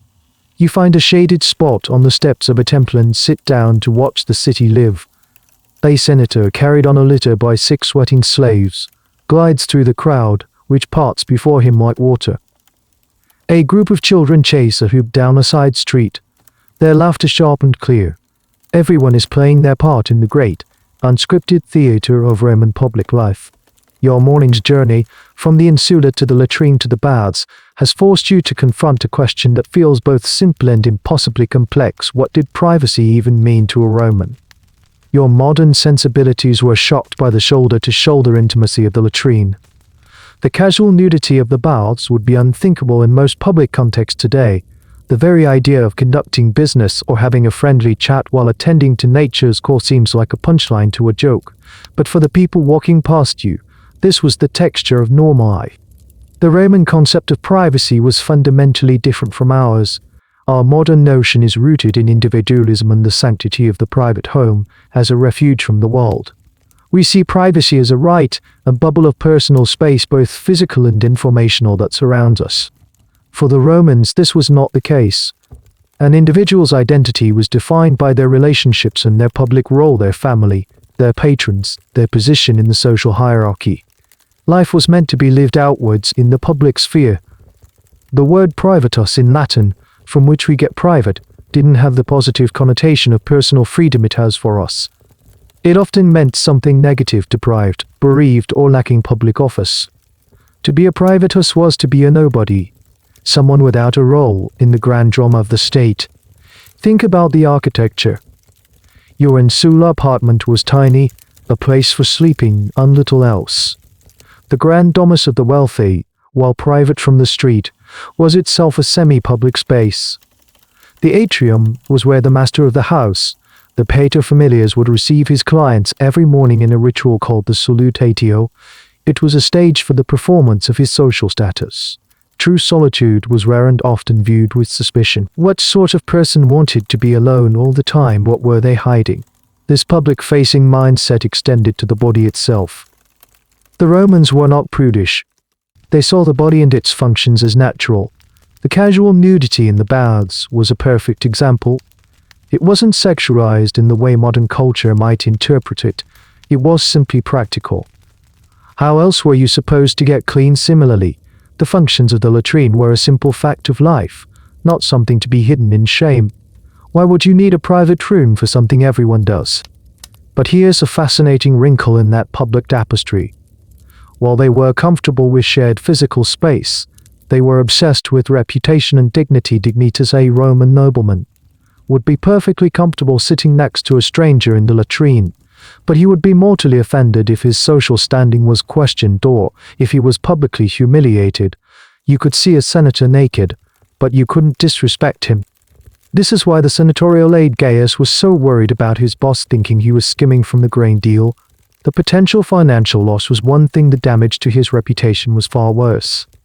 This is where the academic debate about Roman privacy gets nuanced. Some scholars argue that we overstate the publicness of Roman life.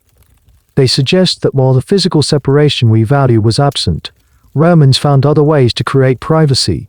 For example, in the latrine, while there were no walls, there were unwritten rules of conduct. You didn't stare. You kept your business discreet. You used your clothing to create a temporary shield. These were social, not physical partition. Others argue that the very wealthy did, in fact, purchase physical privacy as the ultimate luxury. The private latrine in the domus, the secluded garden, the ability to be carried through the city in a curtained redemption from the forced intimacy of public life. Privacy, in this view, wasn't a universal right but a commodity, a status symbol that only the elite could afford. So as you watch the city, you see it not as a monolith but as a complex negotiation between the public and the private. The Romans weren't a single entity, they were a society of individuals navigating a world with very different boundaries. The senator in his litter experiences a different Rome than the baker covered in flour, who experiences a different Rome than the slave carrying a water jug. Your own journey this morning was a crash course in this negotiation.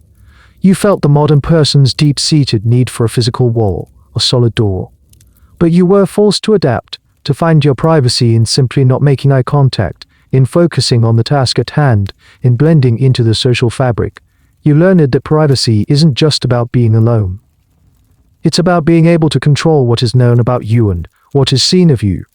And in ancient Rome, that control was a constant, fluid, and very public performance.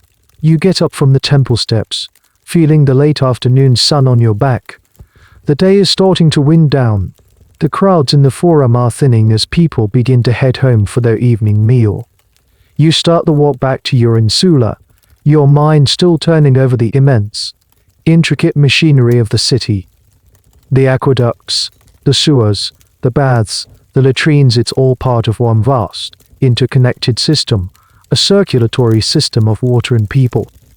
But what happens when the heart of that system stops beating? You let your mind drift forward in time, past your own life, past the reign of the current emperor, past the age of the Antonines, into the centuries of decline. You imagine a Rome not at its peak, but in its twilight. The first signs of trouble would be subtle. A section of an aqueduct, damaged by a minor earthquake or an invading tribe, takes longer to repair. The imperial treasury is stretched thin by constant warfare on the frontiers, and there's less money for public works. The gangs of slaves who once kept the channels clear are smaller now, their overseers less diligent. The flow of water begins to falter. It's no longer the mighty, reliable river in the sky. It's a trickle. The great baths, the thermae that were the pride of the city, can no longer be filled. Their massive furnaces go cold. The hypo-cost systems, those marvels of engineering, fall silent. The marble halls that once echoed with the shouts of wrestlers and the chatter of citizens become vast, empty, silent places. They are stripped of their lead pipes for weapons, their marble repurposed for new buildings, their statues toppled. They become quarries, then shelters for the homeless, and finally ruins. And the latrines would be the first and most catastrophic failure. You picture the forica you visited this morning. The gurgling channel of water at your feet slows to a muddy crawl, and then stops altogether. The genius of the system becomes its greatest liability. Without the constant flush, the facility becomes an open cesspit. The place that was once a social club, a hub of commerce and gossip, becomes a source of unbearable stench and disease. With the public latrines unusable, where do people go? They revert to the most basic methods. Chamber pots are emptied into the streets with impunity, because the civic order that once finds such behavior has crumbled. The streets that were once kept relatively clean by drainage systems become choked with filth. The great cloaca maxima, without the powerful flow from the baths and latrines to flush it, clogs and stagnates. The hidden world below, once a managed system, becomes a festering swamp beneath the city. This breakdown of the water system is a key factor in what historians call the fall of Rome. It wasn't just about battles and barbarian invasions. It was a slow, cascading systems failure. The failure of sanitation led to an increase in disease. The failure of the aqueducts meant the great fountains ran dry, forcing the shrinking population to rely on the now polluted Tiber River for water. This in turn led to more disease, creating a vicious cycle of demographic decline. The population of Rome, which had been close to 1 million people at its peak, plummets. By the heart of the Middle Ages, it's a mere fraction of that, maybe 30,000 people, rattling around in the ruins of a city built for 1 million. They live in shanty towns clustered among the monumental remains of their ancestors, drawing water from wells dug among the ghosts of temples and forums. Here's a poignant little detail that illustrates this decline. In the later years of the Western Roman Empire, we see the rise of a new official title that comes from Merom, the Count of the Aqueducts. This sounds grand, but his job wasn't about building new structures. It was a desperate, rearguard action to try and keep the existing ones from falling apart completely. It was a job of patching, repairing, and managing a slow-motion collapse. The academic debate about this process is complex. Was the technological collapse a cause of Rome's fall, or a symptom of it? Did the aqueducts fail because the empire was already collapsing due to political and military pressures? Or did the failure of this critical infrastructure accelerate the collapse? The consensus is that it was a feedback loop. Political instability made it impossible to maintain the complex infrastructure, and the failure of that infrastructure made life in the city increasingly untenable, further weakening the state. It's a classic chicken and egg problem of civilization decline. You look up at the sky, at the place where you saw the aqueduct this morning. In your mind's eye, you see it not as a proud, unbroken line of arches, but as a ruin. A gapped, crumbling skeleton, a monument to a lost world of engineering ambition. The Romans had harnessed the power of water to create a metropolis on a scale the world had never seen. But when they lost control of that power, the very systems that enabled their greatness became the instruments of their decay. The silence of a broken aqueduct is the silence of a civilization ending. The story of Rome isn't just written in its laws and its legions, it's written in its water, and what happened when that water stopped flowing. Your mind snaps back from the melancholy vision of Rome's decline to the vibrant, living city around you. The past is the past, and the future is not yet written. But your mental time traveling continues, this time leaping forward nearly 2,000 years to our own time. You imagine a new group of people arriving in Rome. They are not invaders or pilgrims. They are armed with trowels, brushes, and ground-penetrating radar. They are archaeologists, and they are here to read the story of the city from the evidence left behind in the earth. For them, the ruins of a place like the public latrine you visited are not a sign of failure, but a treasure trove of information. When they excavate a Roman forica, they are looking for clues to reconstruct the world you just experienced. They map the layout of the building, tracing the foundations to understand its size and shape. They identify the channels for the water, confirming the flow and the connection to the larger sewer system. They find the remnants of the marble benches, sometimes broken, sometimes miraculously intact, and count the number of seats to estimate the building's capacity. They find the physical objects of daily life, the small things that fell or were thrown into the drains and were preserved in the damp, oxygen-poor environment of the sewer. They find lost coins, which can help date the period when the latrine was in use. They find broken pieces of pottery, hairpins, and game pieces, like the ones you saw the two men playing with.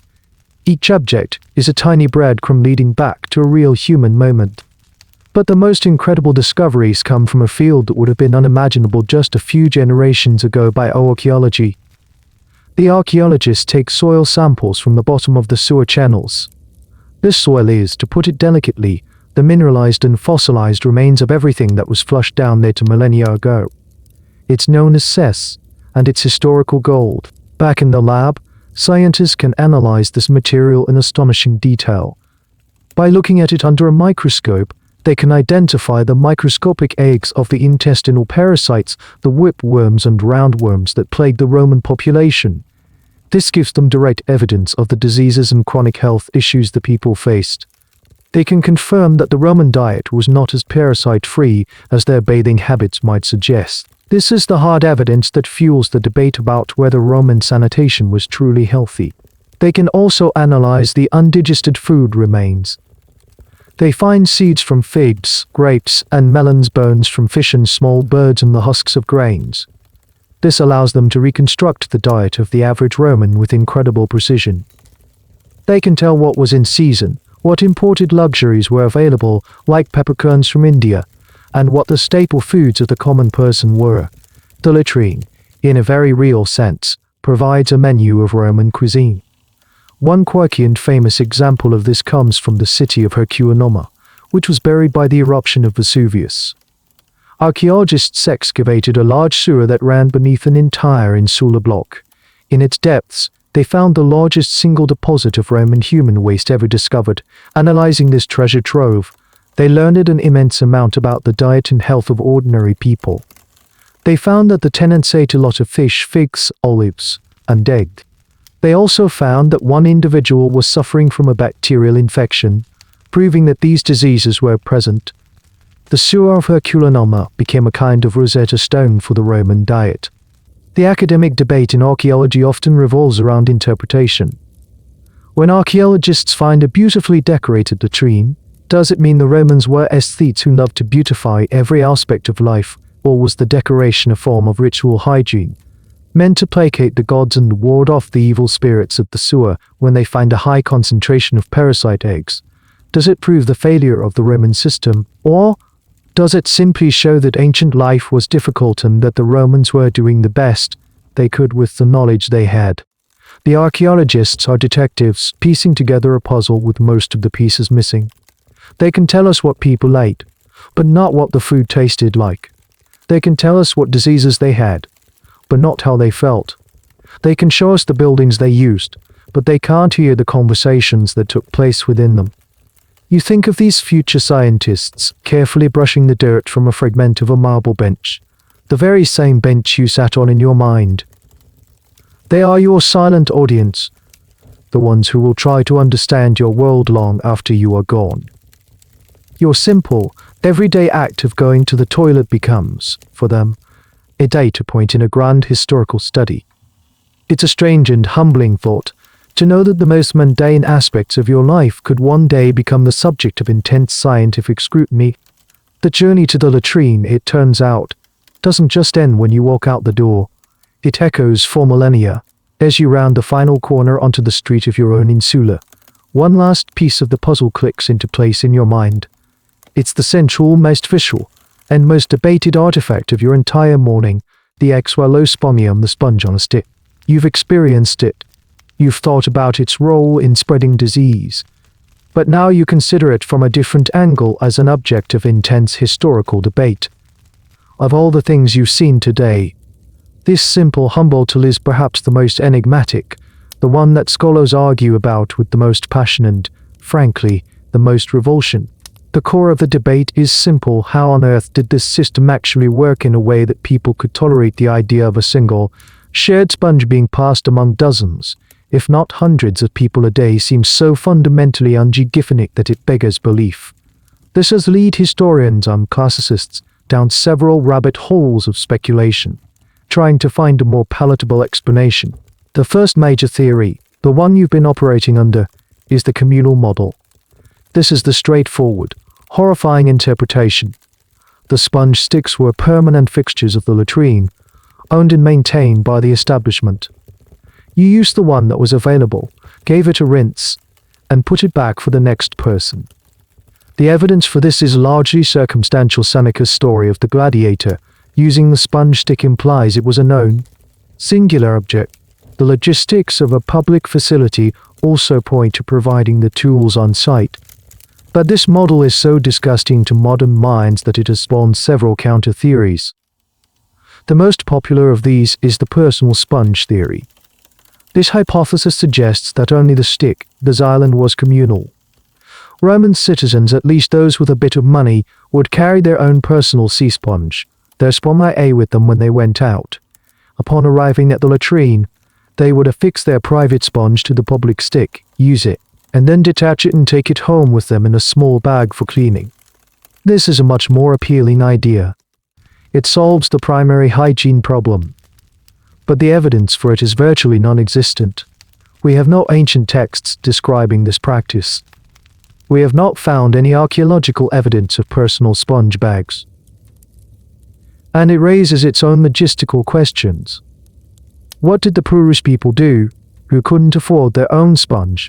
Did they have to use a house sponge that was truly communal? The theory feels more like a product of wishful thinking, an attempt by modern scholars to make the Romans a little more like us. A third theory is the disposable sponge model. This suggests that the sponges were single-use. You would take a fresh sponge, use it, and then toss it into the drain to be washed away. This would be the most hygienic option of all. The problem here is twofold. First, sea sponges were a commercial product. They had to be harvested from the Mediterranean by divers. They were not free. Supplying a busy public latrine with hundreds of disposable sponges every day would have been incredibly expensive. Who paid for its second? Archaeologists have excavated Roman sewers extensively. They have found all sorts of things, from food waste to lost jewelry. They have not found massive, clog-forming piles of discarded sponges. This is where the academic argument gets heated. Proponents of the communal model accuse the personal sponge theorists of being squeamish and unwilling to accept that Roman standards were simply different. They argue that we shouldn't project our modern germ theory-based anxieties onto a pre-modern culture. The Romans might have found the communal sponge perfectly acceptable, just as they found communal bathing on public negotiations in the toilet acceptable. In response, the personal sponge advocates argue that their opponents are fetishizing the otherness of Rome, making them out to be more alien than they were. They argue that humans have a natural, instinctual aversion to other people's waste, and that Romans would have found a way to mitigate the grossness of the situation, even without knowing about germs. The debate is, in many ways, unresolvable without new evidence. It's a classic historical argument from silence. We are left with Seneca's one good description, some ambiguous graffiti, and the physical remains of the latrines themselves. The sponge, being organic, has not survived, so you are left to wonder. Was the legionary next to you using his own personal sponge that he brought from the barracks, or was he, a man who faced death on the battlefield, completely unbothered by sharing a toilet utensil with 100 strangers? What was the real, lived experience? Was it a universal ICK factor that everyone just silently endured, or was it a complete non-issue? A cultural blind spot that you, the time traveler, are uniquely obsessed with. You stand in front of the door to your insula. You've been on a huge journey, all before lunch. You've seen the heights of Roman engineering and peered into the depths of their sewers. You've participated in their social rituals and prayed to their strange gods. And at the center of it all is this one, simple, baffling object. The xylospongium, a stick with a sponge. A tool that, more than any grand monument, represents the enormous, unbridgeable gap between their world and yours. It's a mystery that will likely never be solved, forever soaking in its bucket of salty, academic debate. You push open the heavy door to your insula and begin the familiar, creaking climb up the 4 flights of stairs. The smells of cooking are stronger now, thick with garlic, herbs, and baking bread. The sounds of life arguments, laughter, a baby crying are the same as they were this morning, but you feel different. The city has worked its magic on you. As you climb each step a small effort, you find yourself trying to process the day's defining theme, the staggering, almost schizophrenic, contrast of it all. Ancient Rome, you conclude, is a civilization defined by its contradictions. You experience the peak of its engineering genius. You stood in the shadow of an aqueduct, a structure so bold and so precisely built that it still inspires awe. You saw how this celestial river of water powered an entire metropolis, making life possible for 1 million people. You walked on paved roads, saw massive public buildings, and understood that you were in the heart of the most advanced city on the planet. This was Rome, the superpower, the builder, the master of the physical world. Then you stepped into the latrine, and in that same city of unparalleled engineering, you were confronted with a system of personal hygiene that would be considered an emergency in a modern refugee camp. The shared sponge, the lack of privacy, the potential for disease. It was the complete opposite of the aqueduct's sophisticated grandeur. It was intimate, organic, and deeply, profoundly unsanitary by your standard. This is the great Roman paradox. How could a society that could build the Colosseum and the Pantheon also endorse the xylospongium? How could people who decorated their homes with exquisite mosaics and frescoes be comfortable with a system that feels so primitive? The answer, you realize, is that they didn't see it as a contradiction. The Roman mind compartmentalized the world in a different way. There was the world of art, skill, and engineering. This was the world of grand public works. It was about controlling nature on a massive scale, imposing order on the landscape, and demonstrating the power of the Roman state. An aqueduct was a work of art, it was a statement. Then there was the world of nature. This was the world of the human body, with its needs, its functions, and its frailties. These things weren't seen as problems to be solved with technology in the same way a valley was to be solved with a bridge. They were just part of the natural order of things. The functions of the latrine belonged to the world of nature. They were managed, not sanitized, into invisibility. The Romans applied their engineering genius to the problem of what to do with the waste of 1 million people. Their solution was the cloaca maxima, a brilliant piece of macro-engineering. But they did not apply that same level of obsessive problem-solving to the question of how does an individual clean themselves after using the toilet. That was a personal, natural act, and a simple sponge and some water were insufficient for the task. This brings to mind a strange detail about Roman medicine. Roman surgeons could perform remarkably complex procedures, like cataract surgery and even rudimentary brain surgery. Their tools were sophisticated.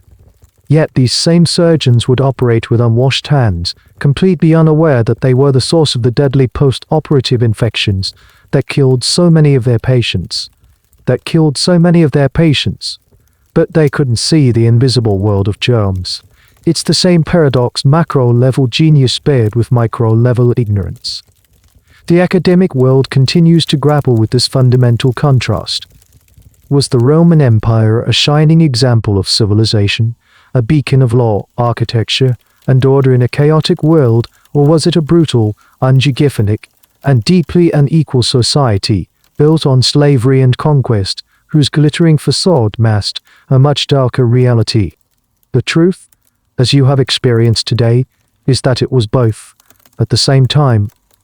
The senator composing a beautiful ode in his frescoed study and the slave mixing urine and clay in a fuller's workshop were part of the same system. The engineer calculating the precise gradient of an aqueduct over 30 miles and the man rinsing a communal sponge in a gurgling ditch were citizens of the same city. This is perhaps the most important lesson from your journey. History is not a clean, linear progression from primitive to advanced. It's messy. Civilizations are complex, contradictory beasts. They can be brilliant and blind, sophisticated and crude, all at once. You reach the 4th floor landing, the door to your small room. The contrast is right, here in your own building. The cool tiled floors of the domus-like apartment on the ground floor, and your own simple, straw mattress reality. You've spent the day navigating the vast contrasts of the city, and now you've returned to the one that defines your own life. Rome doesn't just have contradictions, it is made of them. You push open your door and step back into your small, familiar room. The single rectangle of sunlight has moved across the floor and is now climbing the far wall, a silent clock marking the passage of the day. You sit on the edge of your bed, the storm atlas rustling beneath you. The epic journey, which started with such a simple, urgent need, has become a profound lesson in urban sociology. You realize now that the public latrine was more than just a toilet. It was a perfect microcosm of Roman society, a place where all the city's complexities were on full display. If you wanted to understand Rome, you didn't need to go to the Senate House, you just needed to spend 20 minutes on a marble bench. First, you saw the power of the state and its engineering prowess. The very existence of the forica was a testament to the massive public investment in infrastructure. The constant flow of water, the connection to the sewer system, these were not accidents. They were the result of centralized planning, incredible technical skill, and the state's recognition that managing public health, or at least public waste, was a core function of government. It was an expression of the Roman social contract. The state provides water and sanitation, and in return, the citizens can live together in a functioning city. Next, you saw the Roman class structure in action. You, a resident of a fourth-floor insular apartment, used the public facility, the wealthy dominus on the ground floor, and the even wealthier patricians in their private domus did not. The quality of your sanitary experience was a direct reflection of your social and economic standing. Privacy was a commodity you couldn't afford. Even within the public latrine, social hierarchies were subtly present. The confident negotiation of the merchant and the senatorial aide was a performance of their status, a casual display of their importance in the city's commercial web. Then you witnessed the uniquely Roman blending of the public and the private. The latrine was a place of extreme physical intimacy, yet it was also a stage for public life. Business deals, political gossip, social networking, all of these activities which modern culture carefully segregates from the bathroom, were seamlessly integrated into the space. It showed you a society where the boundaries of the self were more porous, where personal space was a fluid concept, and where life was lived in communion with your fellow citizens, for better or for worse. You also saw the Roman relationship with religion and superstition. The prayers to Fortuna, the fear of sewer demons, the existence of gods for every bodily function. It revealed a worldview where the sacred and the profane were deeply intertwined. The world was not a sterile, mechanical place. It was alive with unseen forces that had to be acknowledged and appeased, even in the most mundane of settings. The latrine was not just a physical space, it was a spiritual one, a frontier between the world of humans and the mysterious powers of the underworld. Finally, you saw the gender divide. The conspicuous absence of women in the forica spoke volumes about their place in Roman society. Public space was, by and large, male space. A woman's life was centered on the domestic sphere, and her experience of the city, including its sanitary facilities, was vastly different from a man's. The latrine was a men's club, and its very design reinforced the social and political marginalization of women. A single building, a single daily ritual, had served as a mirror, reflecting the city's engineering, its class divisions, its social norms, its spiritual beliefs, and its gender roles. This is a powerful idea that historians and sociologists often explore, that the most revealing aspects of a culture are not always found in its grandest monuments or its most famous grandest monuments, or its most faces where people live their lives. Looking at the structures of everyday life, what people ate, what they wore, how they lived, to understand the deep currents of history. The toilet, in this sense, is an incredibly potent historical artifact. It tells you more about the realities of Roman life than a dozen triumphal arches.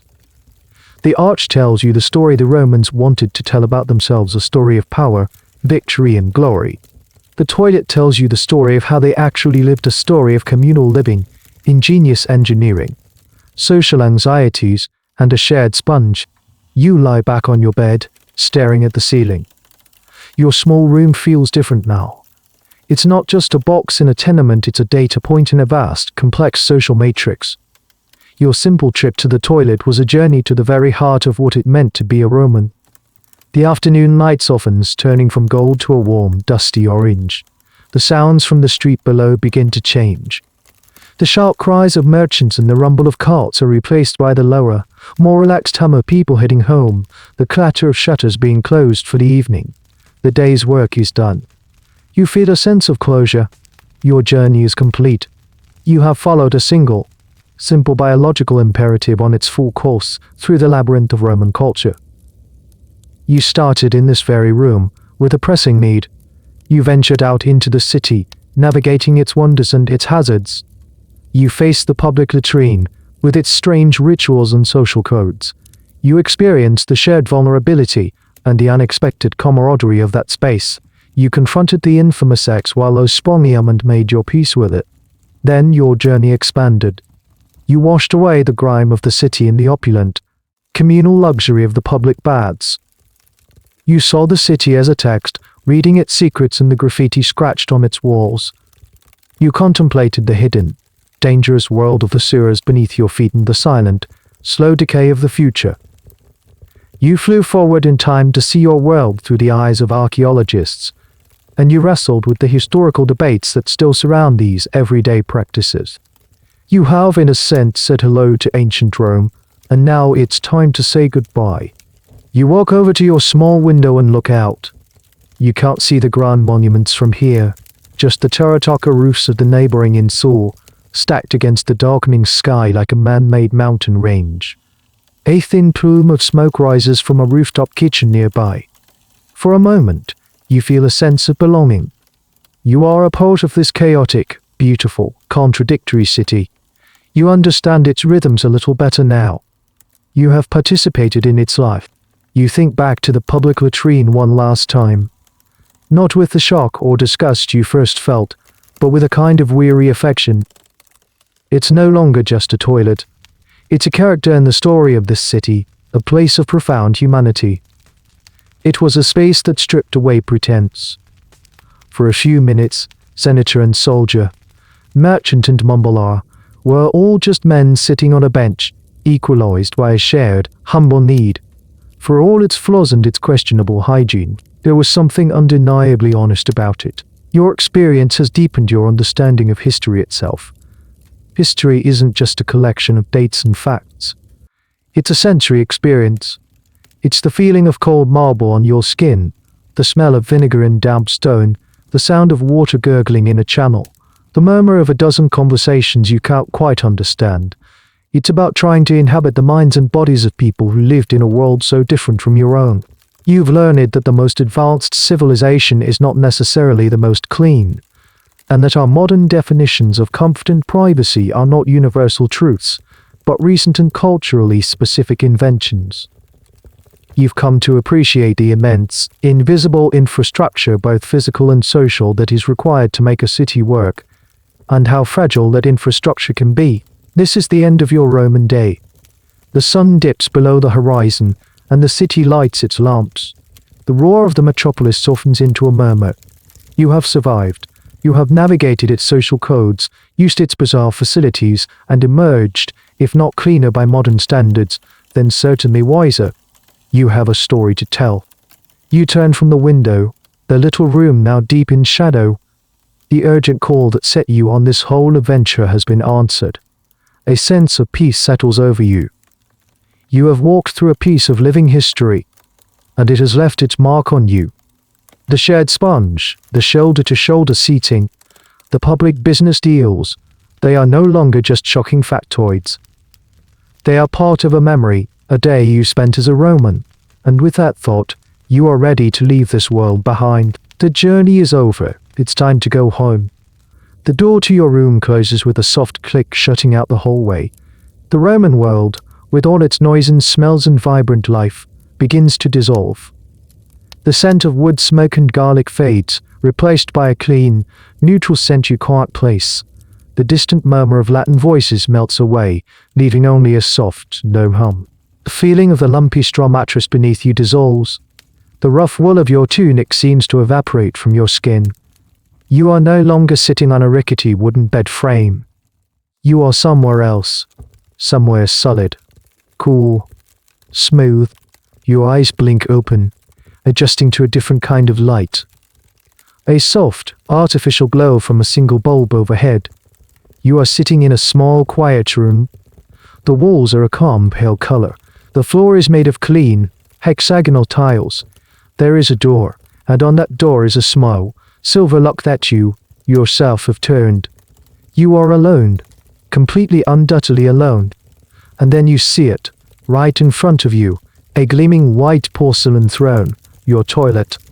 The journey to ancient Rome was a story, a dream you were drifting through. And now you are home in the quiet solitude of your own modern bathroom. And you have never, ever been so happy to see it. A profound, almost spiritual sense of gratitude washes over you. You look at the simple objects around you as if seeing them for the first time. The lock on the door. It's not just a piece of metal. It is a declaration of independence. It is a shield. It is the physical manifestation of your right to privacy, a right so fundamental to you that you barely notice it, and so alien to the world you just left behind. No one will walk in. No one will sit next to you. No one will sit next to you. This small room is your sovereign territory. Your eyes drift to the handle on the side of the toilet. You press it. The sound is a sudden, powerful roar, a contained waterfall. Clean water swirls in the bowl, and everything vanishes with a decisive hydraulic gulp. It's a miracle of personal engineering. At the touch of a finger, you have commanded your own private aqueduct and your own personal sewer system. No gurgling channel, no shared stream, no reliance on the civic-mindedness of strangers. Just a clean, efficient, and solitary flush. You think of Sir John Harrington, who designed a flushing toilet for Queen Elizabeth. Way back in 1596, a luxury so far advanced it took centuries to become commonplace. And then you see it. The Holy Grail. The pinnacle of civilization, mounted on a humble plastic roller on the wall beside you. A roll of toilet paper. You reach out and touch it. It's soft. It's pliable. It's absurdly, wonderfully gentle. You tear off a square and look at it. This simple, disposable piece of paper is the final, definitive rebuttal to the entire Roman sanitary experience. This is the anti-xylospongium. It is personal.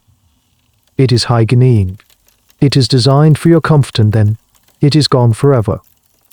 You think of the American inventor Joseph Gayety, who first marketed commercial toilet paper in 1857, selling it as a medicated paper and a health product. He had no idea he was liberating humanity from a 2,000-year-old nightmare of shared sponges.